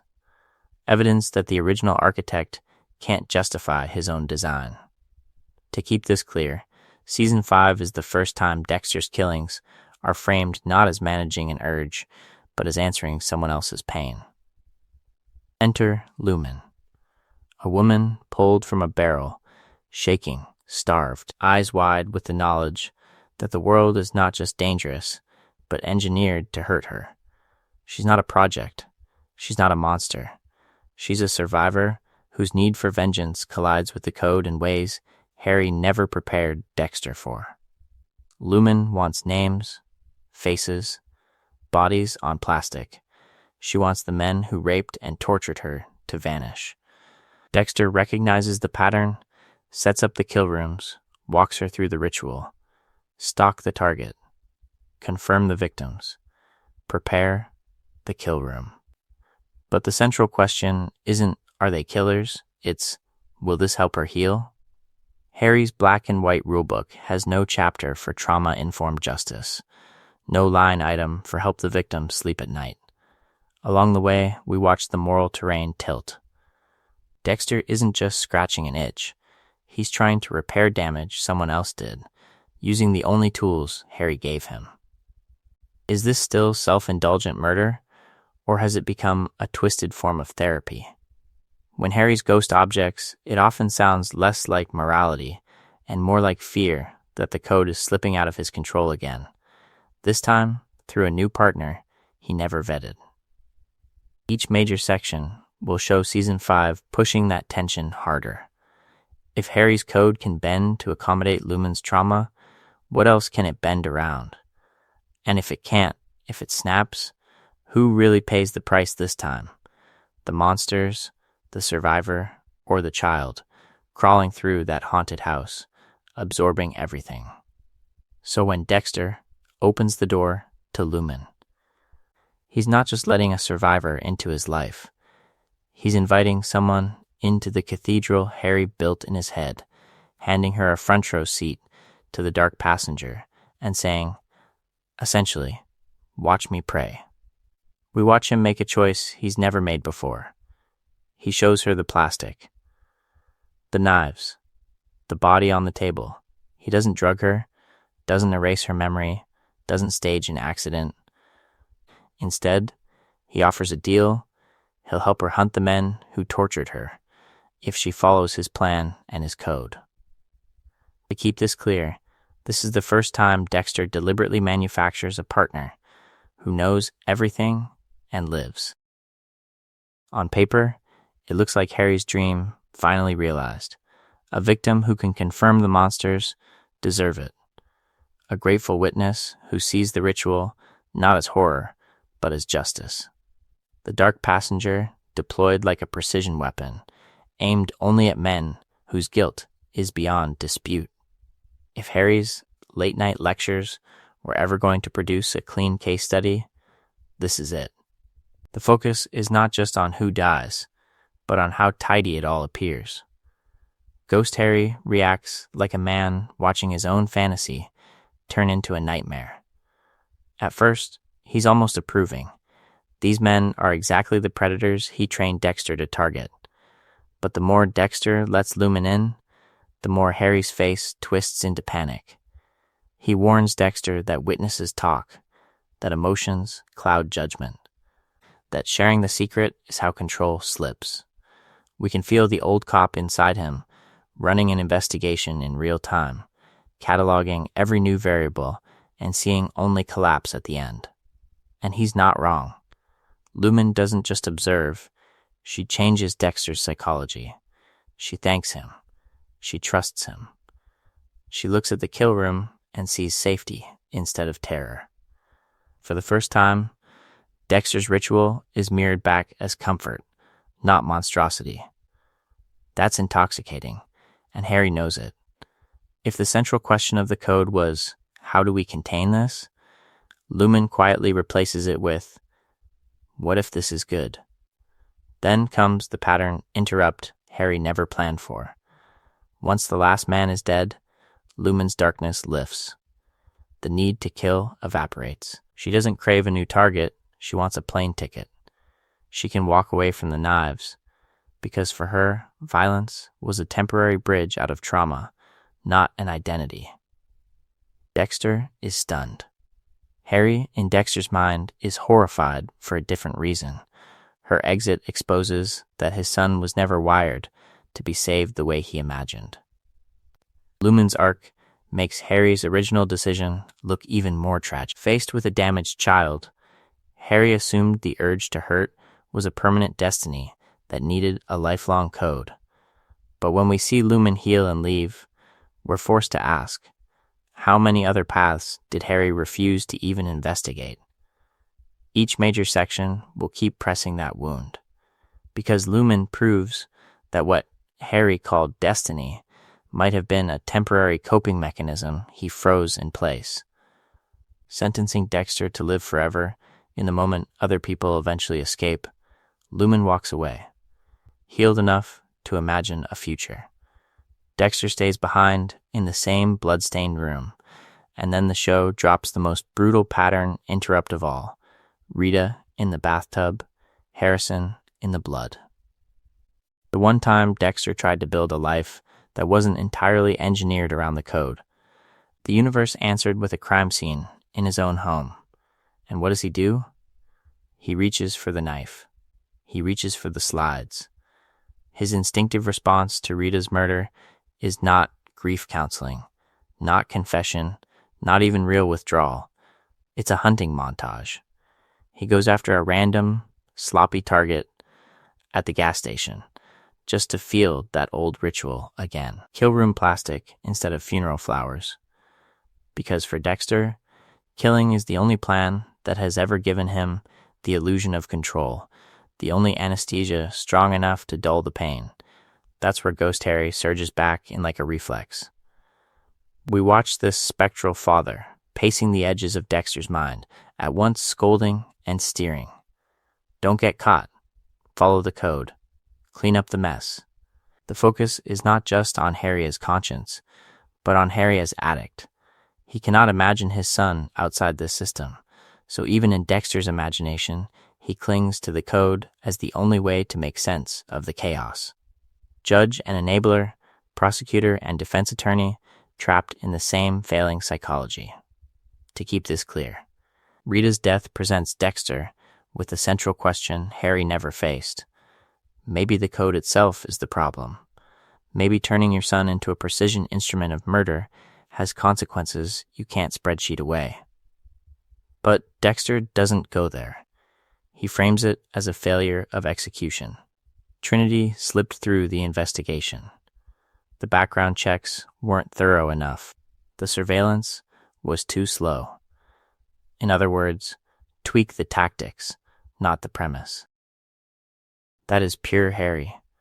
When Harry found animal corpses and violent drawings, he didn't ask, should my child be killing at all? He asked, how do we aim this? Season after season, Dexter inherits that same mental dodge. After Rita, after Liddy, after La Guerta, the trajectory never bends toward, is this life possible? It always snaps back to, how do I run the plan better next time? And because he never reevaluates the system, every future relationship is poured into the same cracked mold. Deborah becomes another shield and potential accomplice. Harrison becomes a new trainee, a fresh vessel for the code. In this video, we're going to keep watching how that refusal to question Harry's design guarantees collapse. In Deb's breakdown, in Harrison's rage, in Iron Lake's final investigation. By this point, Harry's plan isn't a strategy anymore. It's a religion. Unquestionable, self-justifying, immune to evidence. Even when the bodies of people he loves are the proof that it doesn't work, Dexter doubles down on the scripture Harry wrote in his garage, praying that better obedience will somehow redeem a system that was doomed from the start. And that brings us straight into the one season where the show stops treating Harry's code as unspoken gospel and puts it next to an actual religion. Season 6 opens with the Doomsday Killer investigation. Bodies posed as biblical tableaux, horsemen of the apocalypse, scripture carved into flesh. Every crime scene is a sermon. Every clue is a prophecy. Travis Marshall and Professor Geller aren't just killing. They're preaching the end of the world. And against that, Harry's rules suddenly look small, like a procedural checklist pretending to be a worldview. To keep this clear, Harry's code is entirely secular. Don't get caught. Only kill killers. Be sure. It's a plan for survival, not a philosophy of why life matters. When Dexter walks into those churches and museums, when he stares at those grotesque Book of Revelation tableaus, we watch something unusual happen in his psychology. He isn't just profiling. He's curious. What if there is a design? What if his darkness fits somewhere in it? That curiosity is the central question Season 6 keeps poking. What did Harry never give Dexter? Harry taught techniques, rituals, cover stories. He never gave Dexter a story about the universe that could compete with apocalypse and salvation. No heaven, no hell, just consequences and concealment. So when Dexter starts asking about faith, about whether Harrison should be baptized, we feel the hole in Harry's teaching open up. Rules without reasons eventually feel arbitrary. Dexter is finally brushing against that edge. And Ghost Harry hates it. Every time Dexter leans toward religion, the apparition we've been following for seasons tightens up. He's dismissive with Brother Sam. He's visibly uneasy when Dexter wonders if there's something beyond the code. It plays like an internal investigation that Harry is desperate to shut down. Because if Dexter ever seriously entertains another moral framework, What happens to Harry's authority?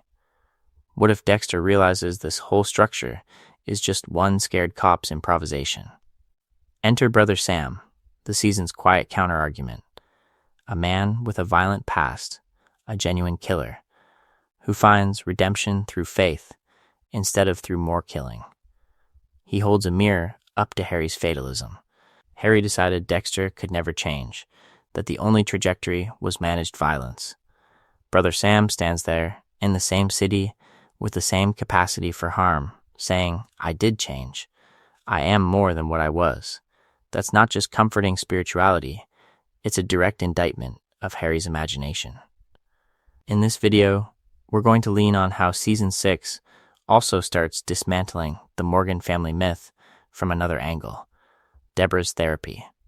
As she talks through Harry's parenting, his secrets, his favoritism, we watch her slowly realize that the man she worshipped built their home on lies. If Harry was wrong about Dexter, what else was he wrong about? Her career, her relationships, her entire sense of self? Along the way, Season 6 turns into less a battle with a doomsday prophet and more a countdown to something far more intimate, the moment Deborah walks into a church and sees exactly what Harry has been hiding all along. And here's the really bleak twist. Harry doesn't just hide Dexter. He decides, very early, that Dexter is already gone. From the moment he finds those animal corpses and sees that flat, affectless little boy in the shipping container aftermath, Harry makes a call. Not we need an investigation. We need a psychiatrist. We need to understand this psychology. His plan is simpler and much darker. This is immutable. Dexter's urges are permanent. So instead of treatment, we get training. Instead of therapy, we get a code. To keep this clear, Harry doesn't even pretend this is about healing. He teaches stalking techniques from active Miami Metro cases. He drills alibis and forensic countermeasures. He literally builds a lifelong management strategy on the assumption that Dexter can never change, only be aimed. The central question for Harry isn't how do I help my son become more human, but how do I keep my weapon under control? Season 6 quietly blows that fatalism apart. Brother Sam stands in front of Dexter as living counter-evidence. Here's a man with a violent past, a criminal record, a hair-trigger temper, who has done real damage. And yet, through faith, community, and genuine accountability, he channels that same capacity for violence into protection, into service, into something like redemption. He's not cured. He's transformed. Watch how Dexter responds. He's skeptical, then curious, then genuinely moved. He feels something that does not fit Harry's blueprint. When Brother Sam forgives Nick on his deathbed, Dexter's rage short-circuits. The plan to simply punish collapses for a second, replaced by this raw, disorienting sense that another path might exist. And Ghost Harry hates it. In this video, we're going to keep coming back to that spectral Harry, because his reactions are a running commentary on the original failure. When Dexter starts entertaining Sam's talk of light and choice, Harry doesn't lean in and say, maybe I was wrong. He doubles down. He mocks Sam's faith. He warns Dexter away from hope. You can almost feel the panic under the lecture, the terror that if redemption is possible, then Harry didn't save his son. He sentenced him. Here's the pattern interrupt. What if Dexter's greatest limitation isn't the dark passenger at all, but his father's imagination? Harry's refusal to believe in Dexter's capacity for change becomes a self-fulfilling prophecy. Dexter never seriously tries therapy. He never imagines a life beyond the code. Every time he wavers, that internalized Harry snaps him back to the same narrow trajectory. You are what you are, so plan better and kill cleaner. The focus is not just on operational control here, but on existential collapse. By mistaking damage for destiny, Harry commits a morally catastrophic error. He doesn't just misjudge a child, he builds an entire moral universe around that misjudgment, one that will later swallow Debra, Harrison, and anyone who believes in Dexter's potential. And once we see that, the next phase of Dexter's life looks very different, because the moment he tries to write his own code, we're watching a man fight the ghost who told him he could never be anything else. And while Dexter is fighting that ghost in his head, the show quietly gives us the other Morgan child sitting in a very different kind of interrogation room, a therapist's office. No knives, no plastic, just Deborah on a couch, swearing, deflecting, and then, slowly, starting an investigation into her own psychology. Let's kick things off with those Season 6 sessions. Deb is promoted, overwhelmed, and suddenly aware that something in her life keeps repeating. She lists the wreckage, Lundy shot, Anton endangered, the ice truck killer literally proposing to her before trying to murder her. Why is she always drawn to damaged men? Why does she keep orbiting danger and calling it love? The therapist keeps circling back to the same pressure point, her attachment to Dexter. To keep this clear, the focus is not just on Deborah venting about bad boyfriends. It's on how quickly every topic bleeds back to her brother. She talks about how Harry pushed her into law enforcement, how Dexter was always the calm center of the family, how she measures her own worth against his approval. The central question emerges: is Deb choosing chaos, or was she trained to see chaos as home? This is where Harry's lifelong secrecy shows up as a kind of invisible third person in the room.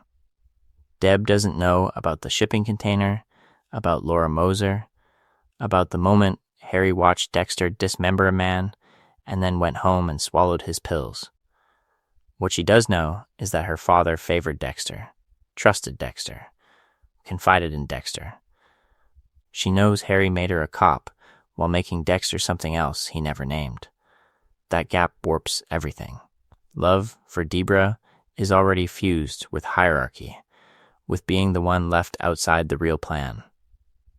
As the therapist probes, she's not just unpacking Deb's romantic failures, she's indirectly indicting Harry's entire code. When Deb describes Harry as a hero, always working, always secretive, always telling her to be strong, the therapist hears a child who was deputized, not nurtured. When Deb explains that she would do anything for Dexter, that protecting him feels like her purpose, we're watching the consequences of a father who built his family around one son's darkness and then refused to name it. Harry's control didn't just collapse for him, it calcified inside Deborah as a script about who she's allowed to be. And notice who is missing. In Dexter's scenes, Ghost Harry never shuts up, arguing, warning, judging. In Deborah's therapy, there is no spectral dad in the corner translating her pain. Harry never gave her language for what he did, never admitted the favoritism, never confessed the experiment. So she reaches for the only framework she has: loyalty, duty, sacrifice. How could she possibly imagine that her sainted father spent decades grooming her brother to kill? Along the way, these sessions start pointing toward an impact Harry never planned for. Deborah is building a new internal code, one based on honesty rather than secrecy. And when that growing awareness finally crashes into the truth about Dexter, it won't just expose her brother. It will detonate the last illusion Harry died trying to preserve, that his lies kept at least one child safe. And that illusion doesn't just crack in theory, it shatters on a rooftop. We move from Harry's private nightmare to Deborah's first unfiltered glimpse of the world he built. Season 7 opens with a concrete image we can't shake: Dexter in mid-kill, plastic rustling in the church, knife raised over Travis Marshall. Deb walks in. She doesn't see the charming blood guy or the damaged brother she's been trying to fix. She sees what Harry saw in that shipping container and later in that dismemberment shed. A predator, mid-ritual. To keep this clear, the rooftop confrontation that follows is the real inheritance scene.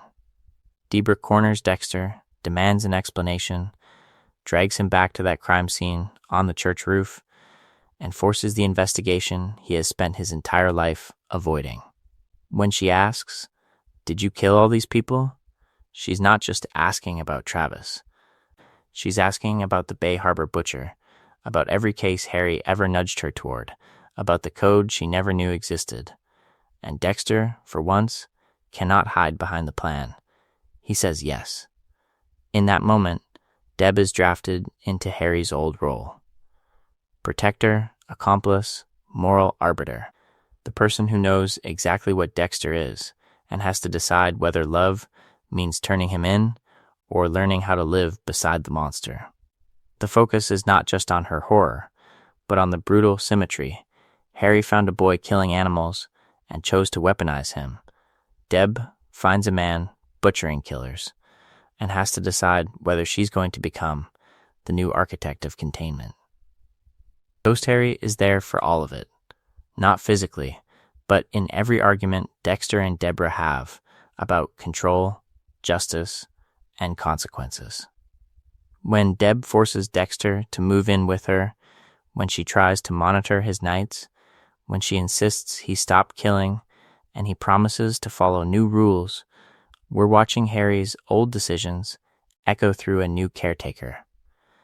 Each major section of their conflict is Harry's psychology replayed. Diagnose the urge, write a rule, believe a plan can manage a compulsion that has already outgrown the rulebook.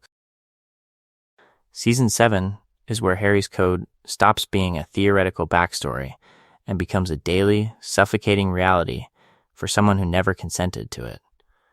Deb loves Dexter the way Harry did, but without Harry's emotional distance or professional detachment. She's not a cop grooming an asset, she's a sister, realizing the person she's been defending her entire life was engineered to be lethal. What does loyalty even mean when the person you die for was trained to kill by your father? Along the way, every attempt Deb makes to manage Dexter accelerates the collapse Harry only glimpsed before his suicide. She hides his crimes, lies in official reports, bends the investigation around him, and in doing so burns down the very identity Harry spent years pushing her toward. If Harry failed slowly, over decades, Deb's trajectory is that same failure on fast forward, with fewer lies between her and the bodies. And the rooftop is only the beginning, because the real question isn't whether Deb will become Harry 2.0. It's what happens when she finally realizes that even Harry's ghost can't show her a way out. So when Deb walks out of that rooftop confession and into the church, we hit the moment Harry never planned for, his golden cop daughter watching her brother plunge a knife into Travis Marshall. Horror is her first language there. She pulls her gun. She is the investigation in human form. And then, slowly, we watch that training collide with Harry's other curriculum. Because Deb doesn't arrest Dexter. She helps him burn the body, falsify reports, and steer Miami Metro away from the truth. That pivot from freeze, asshole to we can fix this is the exact same pivot Harry made decades earlier. Faced with evidence that Dexter is a killer, both Morgans reach for the same plan. Protect him at all costs, even if it means betraying everything they claim to believe in. To keep this clear, Deb's arc here isn't about a sudden moral collapse. It's about rationalization. She tells herself Travis was going to die anyway, that the world is safer, that this is a one-time exception. It sounds familiar because it's the psychology of the code in miniature. Only kill killers. Only break the law for the greater good. Only bend your values when the alternative feels unbearable. Harry wrote that script, and Deb starts reading her lines almost on instinct. And Dexter's inner ghost Harry is right there, watching. In these scenes, he's not the confident mentor from early seasons. He's shaken, conflicted, almost pleading. Even the fantasy version of Harry that Dexter carries around never imagined Deborah would be pulled into the kill room. When Deb starts making compromises, Ghost Harry doesn't look proud. He looks like a man watching his original failure replicate in real time. Here's the pattern interrupt. For a second, it almost feels like Harry is on our side. He's the one saying this has gone too far, that Deb shouldn't be here, that the code was never meant to swallow his daughter. The focus is not just on Dexter losing control, but on Harry's posthumous realization that the system he built doesn't respect bloodlines. It expands, it recruits, it drafts whoever loves Dexter most. From that point on, Deb doesn't just cover up. She starts enforcing. She begs Dexter to stop, then bargains, then tries to regulate his kills. No more impulsive murders. No more risks around the station. If he has to do this, it has to be controlled.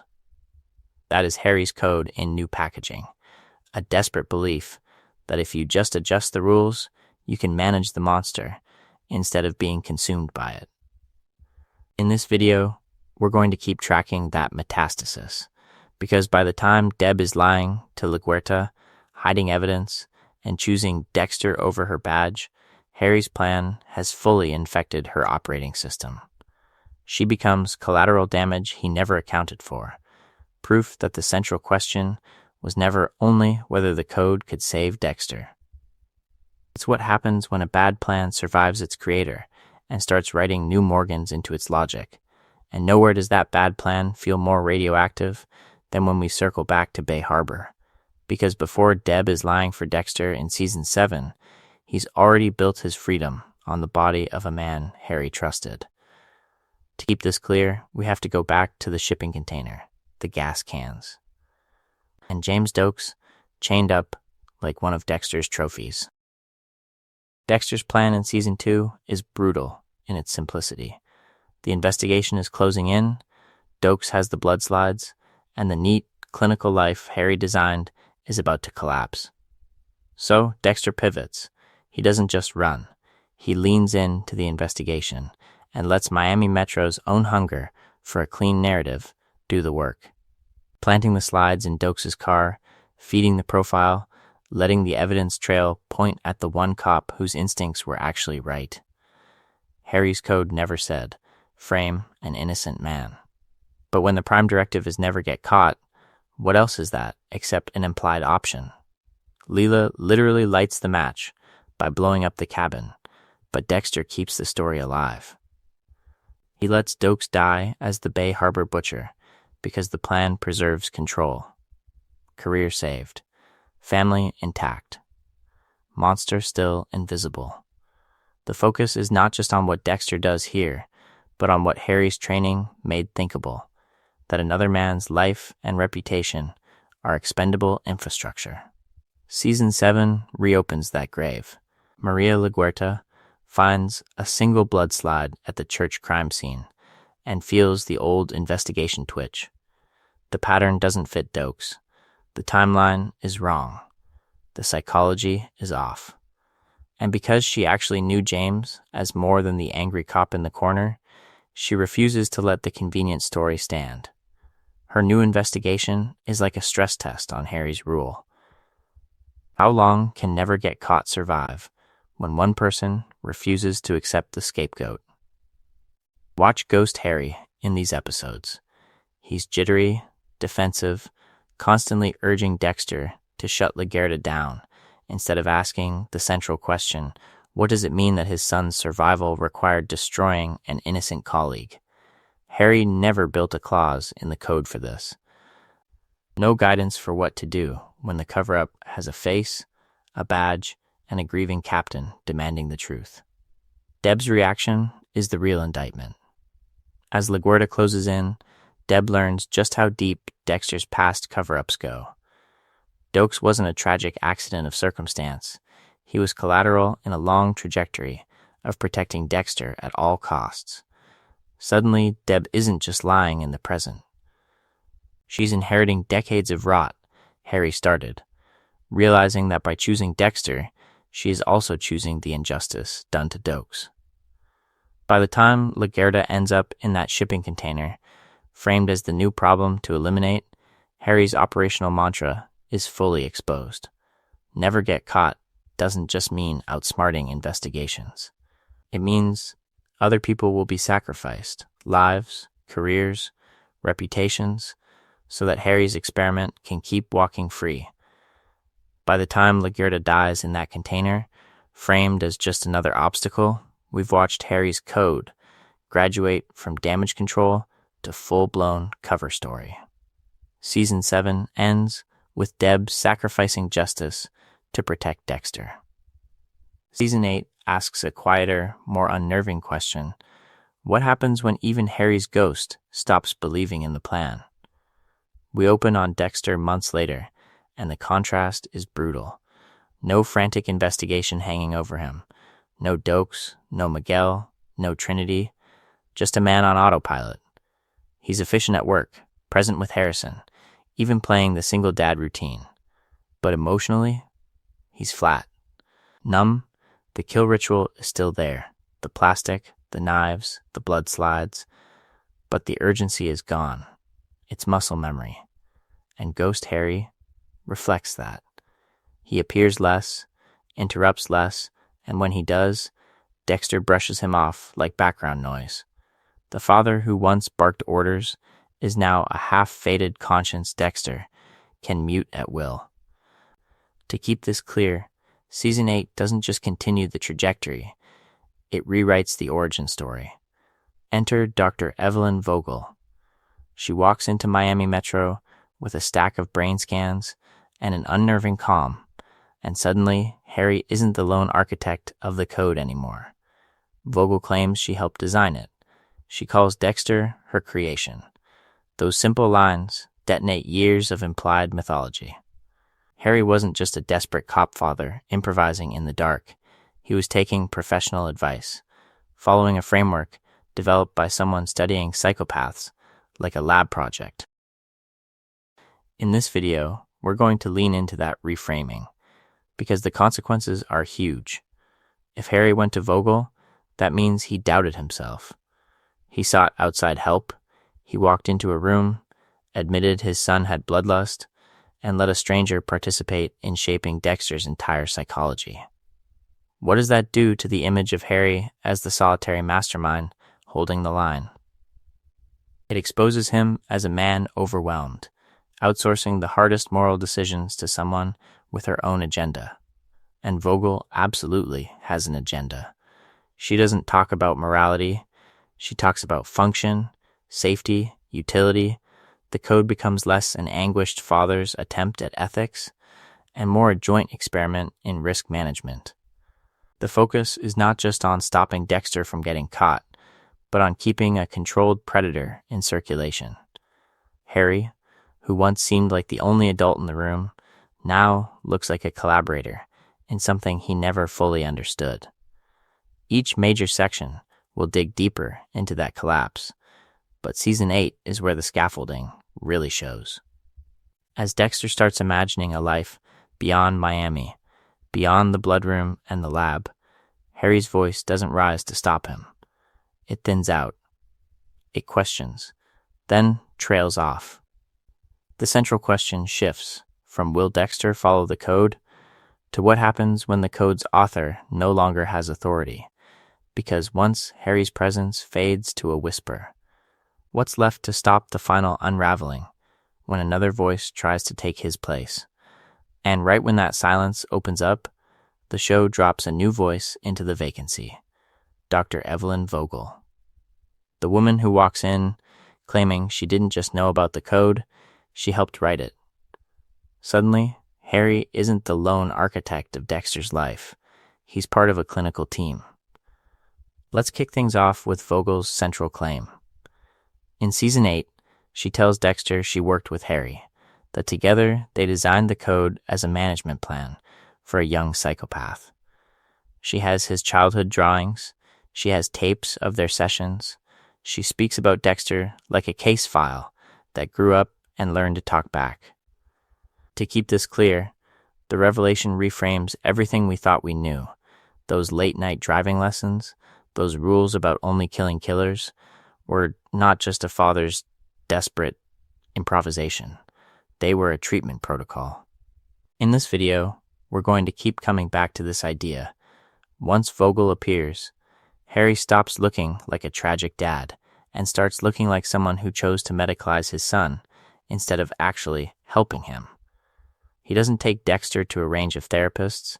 He doesn't explore medication, intensive supervision, or any nonviolent intervention. He goes straight to a neurologist who already specializes in abnormal psychology and violent offenders. That's not panic. That's design. And Vogel loves that design.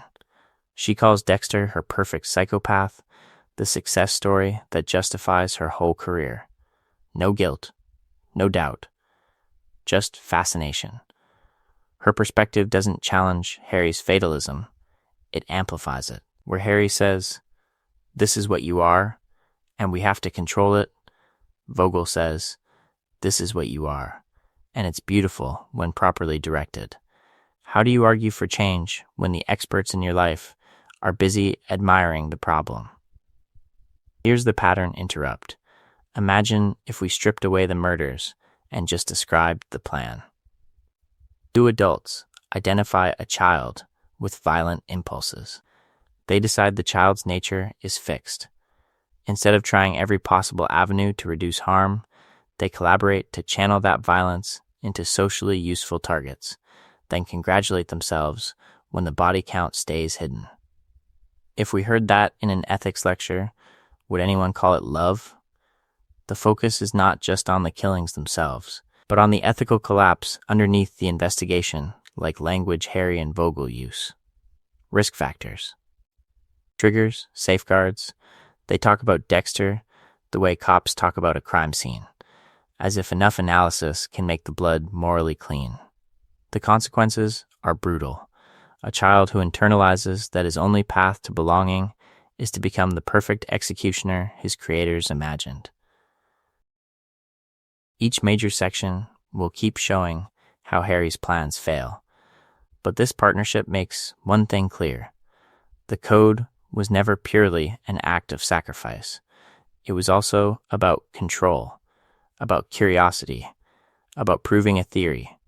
Dexter isn't just Harry's son. He's Harry and Vogel's joint project. And once we see him that way, we have to ask the next question. What happens when the project starts rewriting its own rules? And once the project starts rewriting its own rules, we hit the final brutal glitch in Harry's design. Dexter tries to walk away. Not die, not get caught, just leave.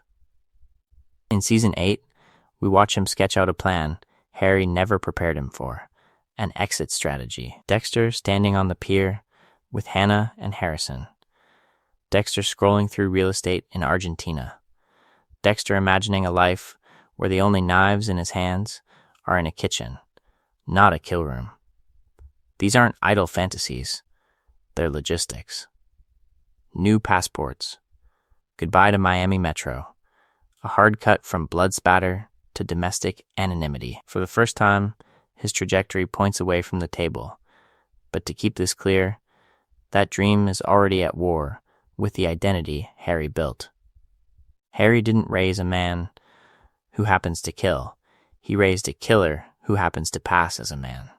The code is not just a rulebook. It's Dexter's entire psychology of self. I'm a monster, but a useful one. I'm broken, but controlled.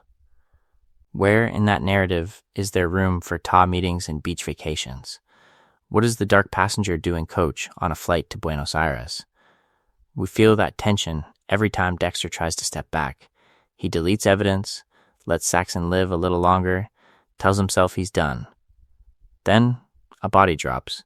Deb relapses into old patterns. Saxon targets his family. The investigation tightens. Dexter's reflex is always the same. Return to the ritual, return to the table, return to the one place Harry's plan told him he has control. Each major section will keep circling this pattern, but here, the irony is sharpest. The more he insists he can leave, the more violently the old habits snap him back. And notice who's fading as that fantasy grows.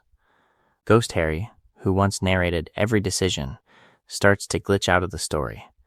He appears less, argues less, eventually gets replaced by Vogel, then by Dexter's own voice.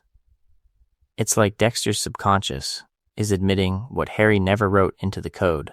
There is no script for genuine freedom. Harry can advise on stalking, on dismemberment, on avoiding exposure. He has nothing to say about school enrollment forms or telling your son why you're suddenly moving continents. The central question becomes, is Dexter failing to leave, or is Harry's design refusing to let him? Every time Dexter almost boards that metaphorical plane, something engineered by his life as Harry's weapon yanks him back. Saxon exists because Dexter stayed in Miami as a serial killer. Deb's spiral exists because Harry poisoned their family with secrets. These are not random obstacles. They're consequences baked into the original plan. In this video, we're going to keep tracking this long collapse, but Season 8 makes one thing unmistakable. Harry never imagined an endgame beyond death or exposure. There is no retirement clause in the code. Only burnout, escalation, and collateral damage for anyone who dares to believe there's a way out. And nowhere is that collateral damage more brutal than with Debra. From the moment she walks into that hospital, gunshot wound in her gut, to the sterile quiet of the ICU, we watch Harry's last, worst bill come due. Let's kick things off with the sequence itself, because the images matter. Deb survives surgery. There's hope. Dexter tells himself there's a plan, that he can still control one more outcome, even as a hurricane bears down on Miami. Then the clot, the stroke. By the time he gets back, Deborah Morgan is breathing, but she's gone. Brain dead. No investigation to outsmart, no killer to track. Just a ventilator, a flat affect, and the brother who did this to her. When Dexter unplugs the machine, carries her body onto his boat, and lets her sink into the same water that swallowed dozens of his victims, the series stages a horrifying echo of Harry's original sin. Back then, Harry chose one child's survival over another child's well-being. He saw a broken boy and decided to weaponize him, sacrificing Deborah's chance at a normal father, a stable home, a life not built around secrets. In Season 8, that same choice matures into its final form. The cost is not just Deb's happiness anymore, it's Deb's life. The central question in that scene is simple but devastating. What does the code say now? And the answer is nothing. Ghost Harry, who has hovered over Dexter's shoulder for seasons, is conspicuously absent. No lectures, no rules, no tactical advice. To keep this clear, Harry's code can tell you how to stalk, how to kill, how to avoid exposure. It has nothing to say about mercy, killing the sister you spent years corrupting, then dropping her body into your private graveyard. Deborah's entire trajectory snaps into focus here. The eager daughter in Season 1, chasing her father's approval, the ambitious detective Harry nudged into law enforcement, not only to serve the city, but to build a shield around Dexter. The broken accomplice who finds out her dad trained her brother to kill and still tries to protect him. Every promotion, every compromise, every time she covers for Dexter's mistakes, traces back to Harry's secrecy and manipulation. He didn't just bend the law. He bent his daughter's psychology around a lie she never agreed to. By the time she's brain dead, Deb isn't a tragic accident of Dexter's lifestyle. She's the logical endpoint of Harry's plan. The focus is not just on one bad night or one botched arrest, it's on a decades-long trajectory where every attempt at control creates a new failure. Deb's body in the ocean is the moment Harry's moral account goes permanently, irreversibly into the red. There is no framing this as protection, no way to call it necessity. And if this is what happens to the child Harry tried to love honestly, what does that say about the son he built in secret? And if this is what happens to the child Harry tried to love honestly? What does that say about the son he built in secret? To answer that, we have to follow Dexter into the snow. Iron Lake, a tiny town, a fake name, a routine so controlled it feels airless. Jim Lindsay opens the shop, checks the rifles, flirts with Angela, goes home alone. The ritual is still there, but the ghost that used to narrate it is gone. No Harry riding shotgun in his psychology. No constant commentary on risk and procedure. Just a quieter, thinner, inner voice, talking himself down from the edge. That absence is not a production quirk. It's the bill coming due. For 8 seasons, Harry's ghost functioned like a built-in internal affairs investigation, interrogating every plan. In New Blood, that mechanism has burned out. Dexter has either outgrown the code or hollowed it out so completely that there's nothing left for Harry to say. What does a rulebook matter when the person following it has already proven he'll break its spirit whenever it hurts too much? In this video, we're going to treat that silence as its own kind of collapse. Because when Dexter moves to Iron Lake, he isn't just hiding from the law. He's hiding from the last person who ever really told him no. The code becomes muscle memory without meaning. Don't get caught is still in place, but only kill those who deserve it is suspended by sheer force of denial. He's white-knuckling control, not living by a system. And then Harrison walks in, a teenage boy at a bus stop, a face Dexter hasn't seen since he abandoned him in the storm. This is the pattern interrupt Harry never prepared him for. Harrison isn't a victim on a table or a suspect in an investigation. He is a living, breathing consequence. The central question shifts overnight, not can Dexter keep killing safely, but can he be the kind of father Harry never was? To keep this clear, the focus is not just on whether Dexter can reapply the code to his life in Iron Lake. Each major section will show New Blood testing him on a second axis, parenting. Empathy, presence, Harry trained Dexter to stalk, to analyze, to cover his tracks. He never trained him to sit with a child's pain without turning it into a problem to be managed. So New Blood gives Dexter a new ghost before the old one ever reappears. Harrison becomes the mirror. Every lie about Miami, every evasive half-truth about why he left, every attempt to steer Harrison toward or away from violence without admitting what he is, these are all verdicts on Harry's original plan. And crucially, the final judgment won't come from Ghost Harry lecturing in a kill room, or from Dexter rationalizing another body on the table. It will come from Harrison, the boy raised in the shadow of all this damage, deciding what any of it was worth. What happens when the experiment looks back at the scientist and says, "You failed"? When Harrison shows up in Iron Lake, shivering, angry, and covered in more history than he can say out loud. Dexter's first instinct is not to hug him. It's to lie. New name, new job, new story about why he disappeared.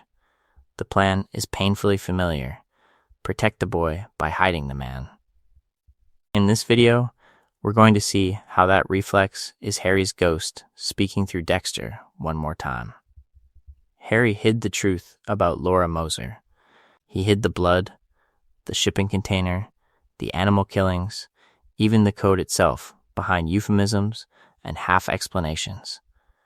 Dexter does the same thing with Harrison. He pretends to be Jim Lindsay, pretends Iron Lake is a clean slate, pretends that if he can just maintain control of the narrative, the darkness won't leak through. But Harrison's not a blank page. He's the child who watched his mother die in a bathtub. He's the boy who pulls a straight razor on a bully, who volunteers for the most violent wrestling moves, who describes feeling nothing when he hurts people. Suddenly, Dexter is staring at the same question Harry once faced during those childhood investigations into dead animals and missing neighbors. What do you do with a kid whose psychology is wired toward violence? Do you hide it, medicate it, or try to channel it? To keep this clear, Harrison becomes a live reenactment of Harry's original dilemma. Only this time, the experiment talks back. When Dexter suggests therapy, Harrison hears rejection. When Dexter tries distance, Harrison finds Kurt Caldwell instead. Every evasive move Dexter makes pushes his son toward a different father figure, and each scene with Kurt grooming Harrison is a reminder of what Harry did to Dexter, just with a different code and a different mask. The central question for Dexter in New Blood is whether he will repeat Harry's secrecy or break the pattern. His eventual decision to reveal his darkness to Harrison is framed as progress, as if honesty alone can redeem the failures baked into the code.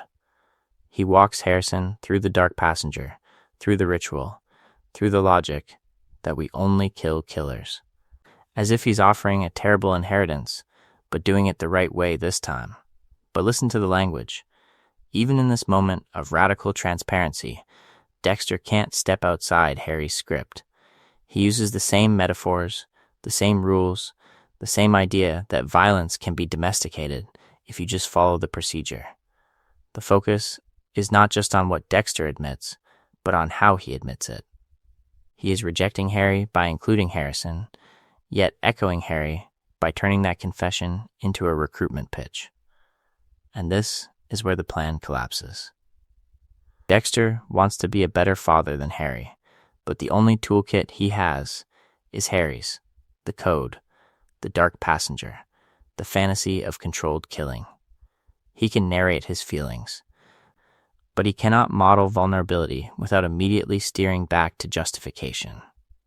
Along the way, we realize how little Harry prepared him for real parenting. Harry trained a meticulous killer, not a man who can sit with his son's pain without reaching for a knife, a rule, or a target. By the time Dexter is fumbling through that confession in the cabin, we're not watching a monster finally open up.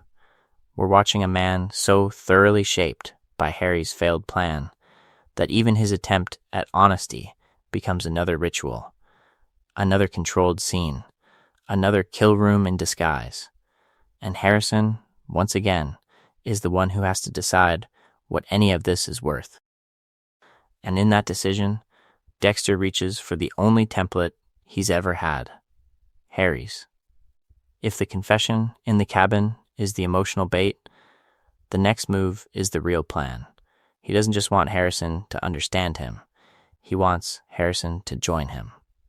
Let's kick things off with the way Dexter frames his killings in Iron Lake. We watch him walk Harrison through the Matt Caldwell takedown like it's a case study in justice. Matt is a reckless killer, protected by money and small-town loyalty, so Dexter recasts the murder as a civic duty, not a crime. The plastic, the knife, the calm explanation of some people deserve to die, it's a direct echo of those flashbacks where young Dexter sits in Harry's car, hearing that same sentence delivered with parental authority. To keep this clear, Dexter isn't just oversharing. He's recruiting. He sees Harrison's rage, the way Harrison nearly kills Ethan under the guise of self-defense, and he interprets it the way Harry interpreted his childhood animal killings, as raw material. So, he offers a new version of the code as a bonding ritual. Only kill people who hurt others. Make sure they deserve it. Don't get caught. It's the same architecture, updated for a new town and a new generation, pitched as a way to give meaning to Harrison's pain. The psychology here is brutal. Dexter believes he's offering structure, control, even healing. A father and son side by side, turning their damage into righteous purpose. The focus is not just on eliminating threats, it's on rewriting their entire relationship around shared violence. When they stalk Kurt Caldwell together, when Harrison stands in the kill room and watches Dexter work, we're seeing Harry's ghost rewritten in real time. The old cop in the station wagon has become the serial killer in the cabin, making the same argument with fewer illusions. And Harrison's reaction is the fracture line. He wants this connection. He wants his father to see him, to explain why he feels broken and angry and out of place. But every time Dexter pushes the code as an answer, Harrison flinches. He's nauseated in the kill room. He questions whether deserving it is really something they get to decide. He asks again and again some version of the central question: if this is love, why does it feel so wrong? In that tension, we finally see the full horror of Harry's legacy. A father, utterly sincere, convinced that teaching his son to kill is an act of protection. Harry did it in secret, behind closed doors and police reports. Dexter does it openly, offering the knife as a bridge. Both men think they're saving a boy from himself. Both are actually trying to make their own guilt bearable. Harrison's refusal is the first true break in that trajectory. He doesn't just reject the code. He rejects the idea that love and murder can share the same room. But this break comes at a terrible cost, and the investigation into what that cost really is has one more step. Because the only way Harrison can end the cycle is by forcing Dexter to confront a consequence he's never allowed himself to imagine. So when Harrison raises that rifle in the snow, he's not just pointing a weapon at his father. He's pointing it at the entire experiment that got them here. Harry's Code. Miami Metro. Every plan that promised control and delivered collapse instead. To keep this clear, we have to walk through what Harrison actually says. He doesn't argue legalities. He argues consequences. He lays out a trail of bodies and broken lives: Rita in the bathtub, Harrison left crying in her blood, Debra bleeding out in a hospital because Dexter chose his need over her badge, innocent people in Iron Lake dead because Dexter had to eliminate anyone who got too close. Harrison's central question is brutal. If the code was supposed to protect the innocent, why are there so many innocent casualties in Dexter's orbit? And he does something no investigation, no task force, no season-long antagonist ever quite manages. He links it all. Harrison forces Dexter to see that every time he invoked the code, every time he told himself this was controlled, targeted, righteous, it still radiated outward. Kurt Caldwell only becomes a threat to Harrison because Dexter inserts himself into Iron Lake's ecosystem. Angela only becomes a target because Dexter can't stop lying. Even Debra's death traces back to Dexter's decision to keep killing after Trinity, after Rita, after every warning sign. Here's the pattern interrupt. Harrison isn't just judging Dexter. He's unconsciously judging Harry. Every phrase Dexter has used to justify himself in this scene: I only kill bad people, I follow a code, I keep others safe, comes straight from Harry's mouth. In this video, we're going to keep coming back to that origin point, because the focus is not just on Dexter's psychology in New Blood, but on the father who taught him that murder could be a form of love. When Harrison says, "You're the problem," he's also saying the code is the problem, whether he realizes it or not. And Dexter finally hears it. For the first time since Harry found a boy in a pool of blood and decided to write his own rulebook, Dexter admits what Harry never allowed himself to say out loud: he has become the thing the code claimed to hunt. A killer who creates more chaos than he removes. A man whose need to kill now demands fresh cover-ups, new scapegoats, more dead witnesses. In that moment, Harry's moral framework doesn't just wobble, it collapses. So when Dexter tells Harrison to take the shot, we're watching the first truly ethical act in this family story. Not Harry training a child to channel his urges, not Dexter sparing one victim to kill another. Harrison refuses to let the experiment continue. He ends the trajectory Harry set in motion, and along the way, he opens the door to a question the series has never really faced. What does justice look like after the code is gone? Harrison pulls the trigger, Dexter falls, and the code dies on a snowy clearing. But to understand why it had to end that way, we have to go back to the man who wrote it. Imagine realizing the only way to save your son is to turn him into a killer. That's the psychological crime scene we're investigating now, Harry Morgan's mind. Let's kick things off with the version of Harry we meet through Dexter's nostalgia. Veteran cop, tireless investigator, the man who stared into Miami's worst homicide files and decided monsters were real. Night after night, Harry is marinating in human evil, cartel butchers, domestic abusers, predators who walk on technicalities. To keep this clear, Harry's baseline worldview is already shaped by failure. The justice system collapses in front of him so often that when he finds a blood-soaked little boy in a shipping container, he doesn't see a child to heal. He sees a problem to manage. That's where the affair with Laura Moser becomes more than a plot twist. It becomes motive. Harry isn't just Dexter's adoptive father. He's sleeping with Dexter's biological mother while running her as an informant, blurring every professional and moral line he's supposed to live by. When Laura is murdered and her kids are left in that container, Harry is not a neutral rescuer. He's the man who put her in harm's way. Adopting Dexter reads as compassion, but under the surface it's atonement. He failed Laura, so he will not fail her son. That promise curdles into obsession. In this video, we're going to keep returning to that obsession as a need for control. Harry controls crime scenes. He controls case narratives. He controls what Debra is allowed to know, what Doris is allowed to suspect, what Dexter is allowed to feel. The code is his ultimate control fantasy, a procedural manual that turns random violence into a regulated outlet. Only kill killers. Always have proof. Never get caught. On paper, it's ethics. In practice, it's choreography. A way for Harry to script every impulse Dexter has. And why doesn't he ever seriously consider psychiatry, foster care, or even prison? Because Harry has already watched those institutions break on ordinary criminals. The central question in his mind isn't, how do I heal my son? It's, who can I trust not to fail him worse than I already have? The answer he lands on is terrifying. Only himself. That belief isolates him. He hides Dexter's urges from colleagues. He hides the grooming from Deb.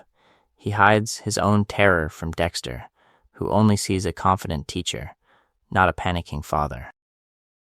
The tragedy is that Harry does love Dexter. We feel it in the way he winces when young Dexter talks about wanting to kill, in the way his ghost later begs Dexter to stop. But when Harry walks in on teenage Dexter dismembering a body and then quietly overdoses on his heart medication, we're watching his final loss of control. The experiment has escaped the lab. The code didn't fix the problem. It proved Harry never understood it. So when we talk about Dexter's illusion of control, we're really tracing Harry's original delusion. He loved his son. He loved his own authority more. And that hierarchy of love is what dooms everyone who ever steps into the Morgan family orbit. Because once a rulebook becomes a religion, what happens when reality refuses to follow it? Because once a rulebook becomes a religion, what happens when reality refuses to follow it? With Harry, reality isn't just refusing, it's screaming in his face. And he keeps misreading the volume as background noise. To keep this clear, we need to track a pattern. Harry doesn't just misjudge situations or investigations. He misjudges people. Over and over, he gets the psychology of the people he loves exactly backwards.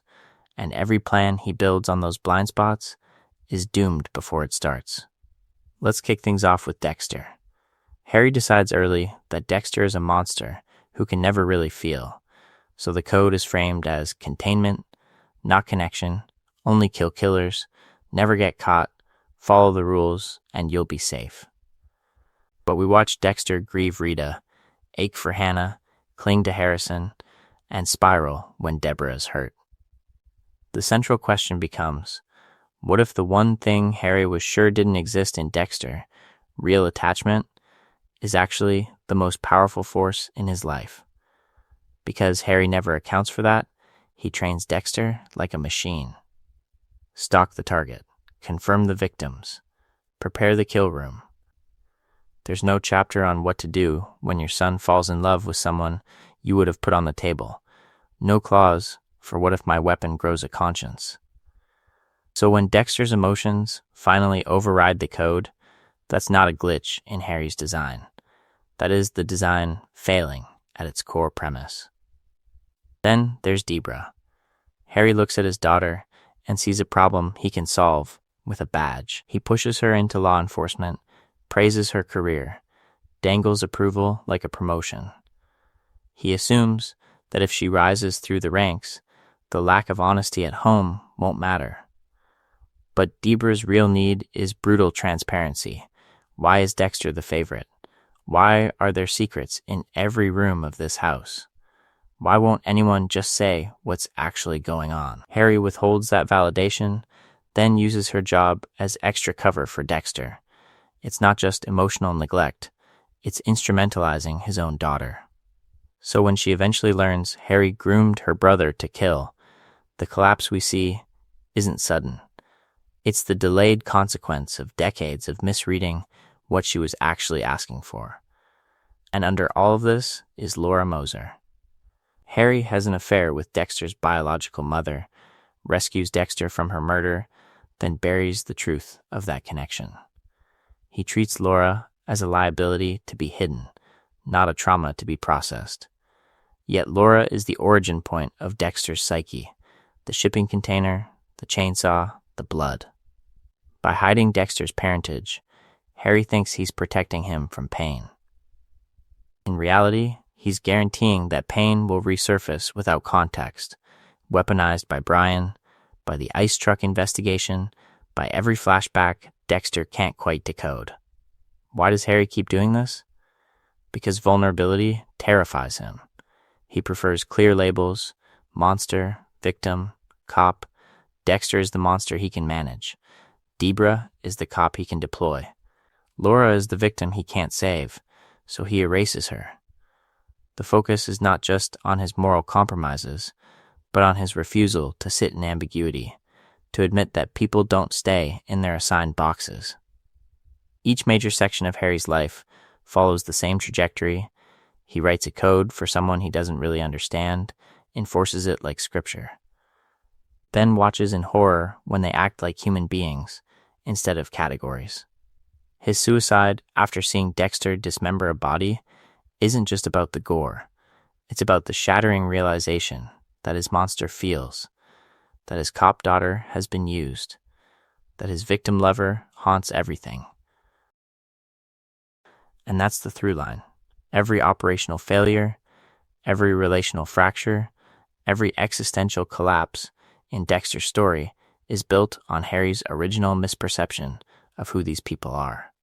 The man who thought he could control a killer never truly looked at his family. So when Dexter later starts misreading Harrison in Iron Lake, is that really a surprise? Or just Harry's pattern coming home again, one generation later? So when Dexter later starts misreading Harrison in Iron Lake, is that really a surprise? Or just Harry's pattern coming home again, one generation later? To keep this clear, we have to go back to the moment Harry finally sees what his pattern has produced. The garage. Dexter in a blood-slick apron, plastic everywhere. A man's body suspended and opened up like a crime scene.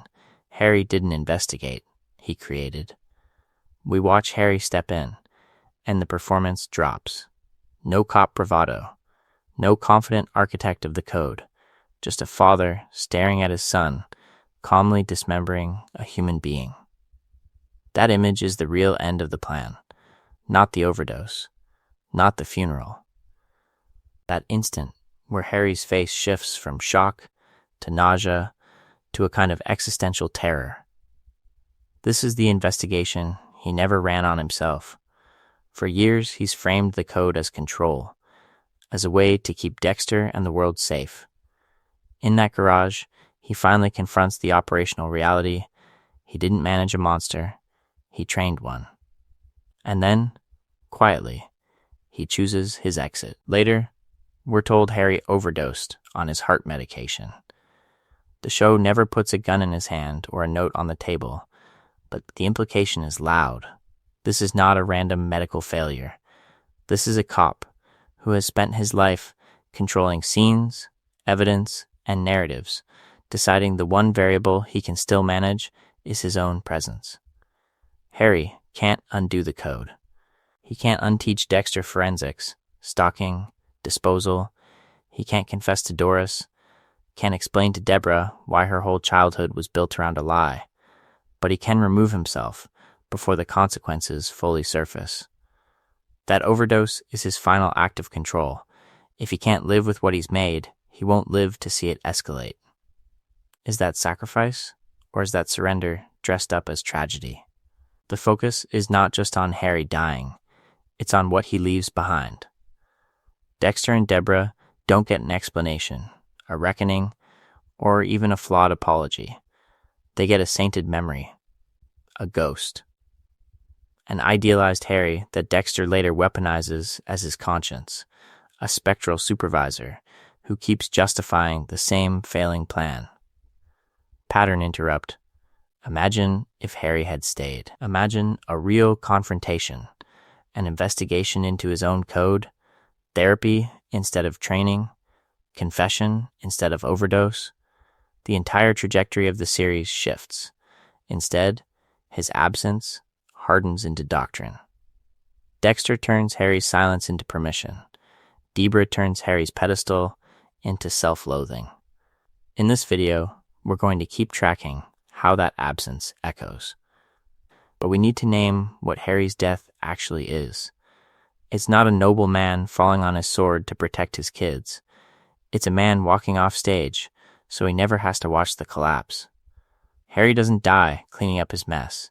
He dies leaving his children to live in the wreckage of a plan he no longer had the courage to own. And that's the problem. Harry walks off stage, but the script he wrote keeps running in Dexter's head. From the moment Dexter frames Dokes as the Bay Harbor butcher, he tells himself, this is his choice, his plan, his control. He plants the blood slides, manipulates the investigation, watches an innocent man get caged in his place. But every step of that operation is straight from Harry's playbook. Protect the secret at all costs, weaponize procedure, let the system swallow the wrong body if it keeps the right monster free. Killing Miguel feels different, more autonomous. Dexter decides Miguel has broken the code, designs the rooftop kill, believes he's correcting his own mistake. Yet even that is Harry's echo. Harry taught him to recruit the law, then discard it when it threatened exposure. Harry modeled the exact pattern. Use people as shields, then treat them as liabilities. Dexter isn't inventing a new morality in Season 3. He's just applying the same corrupted software to a new variable. Even leaving Miami at the end of Season 8, disappearing into the storm, looks like rebellion. He abandons Harrison, Deb is dead, the code is in ruins.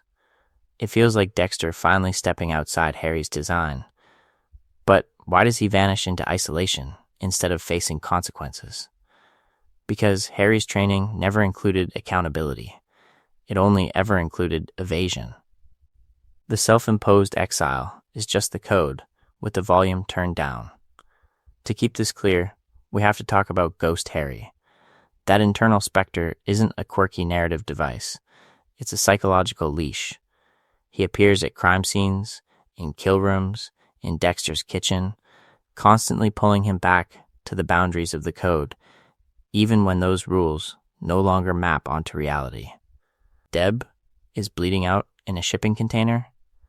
Ghost Harry still argues procedure. Trinity has a family. Ghost Harry still insists the ritual matters more than the collateral. The focus is not just on what Harry says, but on what Dexter can't imagine without him.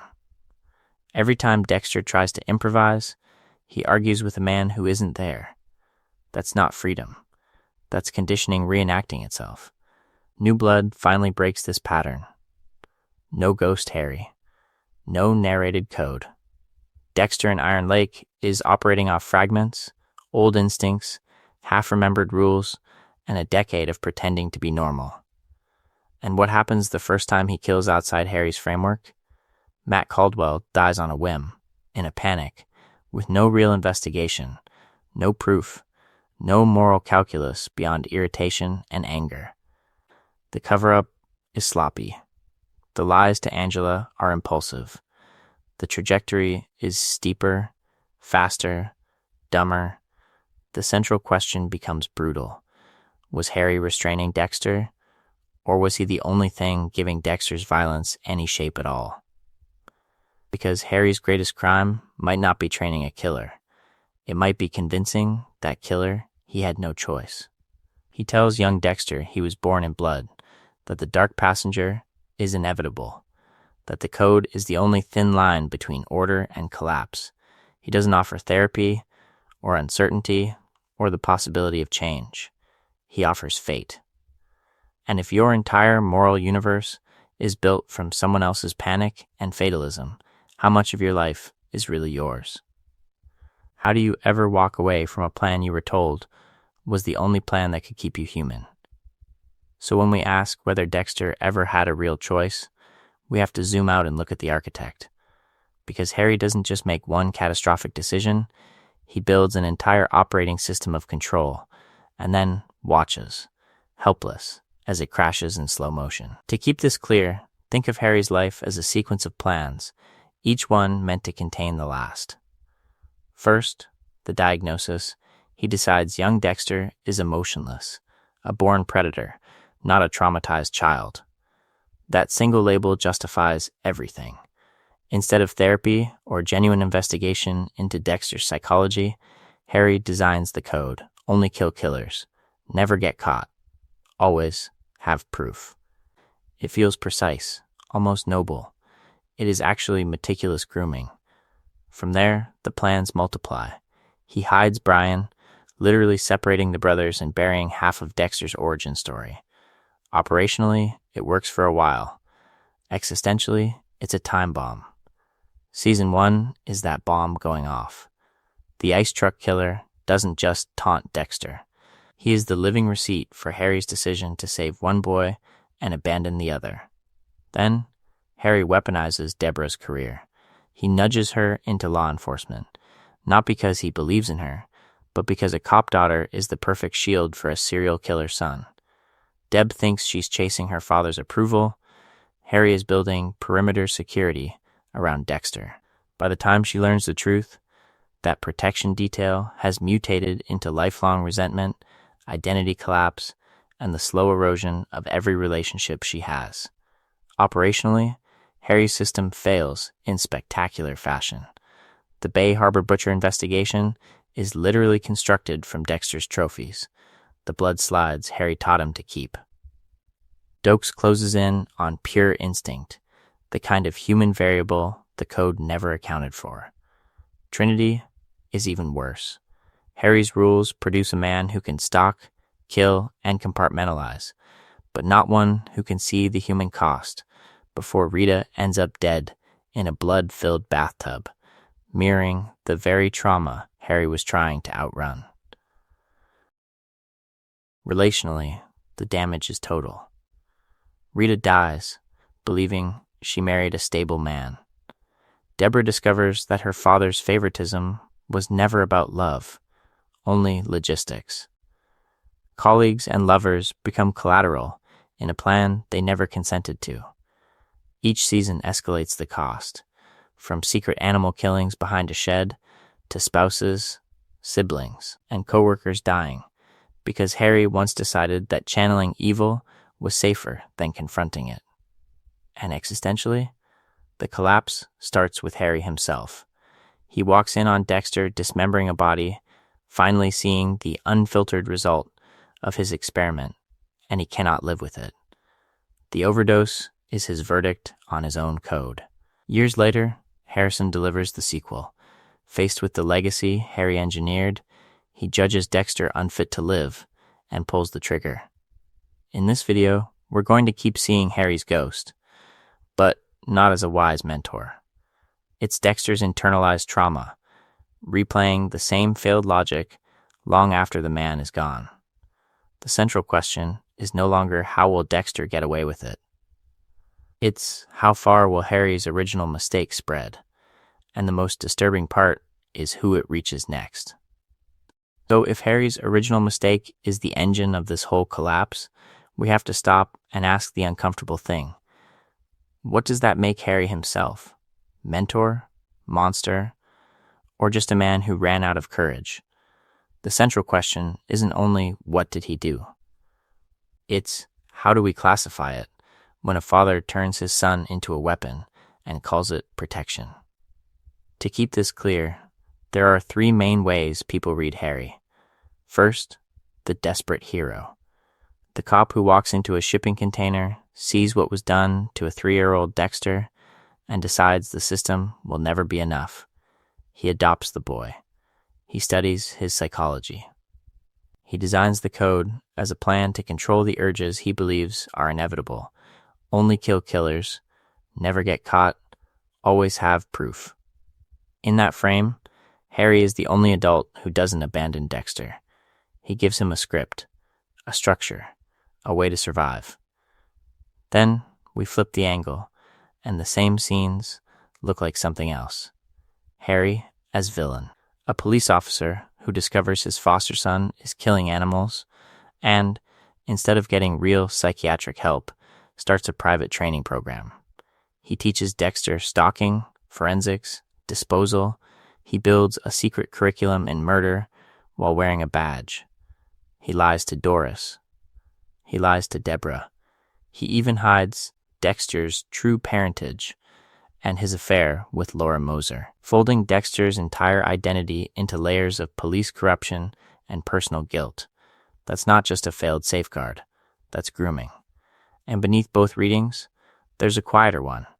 Harry is coward, the man who cannot face the investigation that would come if he turned Dexter in, who cannot face the shame of admitting his son is dangerous. So he chooses the path that preserves his own control. No courts, no doctors, no witnesses, just a private code and a locked family secret. Look at the milestones. He adopts Dexter, but keeps Deborah on the outside, creating a permanent triangle of favoritism and resentment. He builds the code, but never revises it when the consequences escalate each season of Dexter's life. He hides everything from Deborah, even as he pushes her into law enforcement, effectively turning her into a human shield around Dexter. Then, when he finally sees Dexter dismembering a body, the fantasy shatters. Harry overdoses on his heart medication. Exit, stage left. Is that the last act of a tragic hero who realizes his plan has failed? Or the final move of a man who cannot live with what he's created and refuses to stay for the cleanup?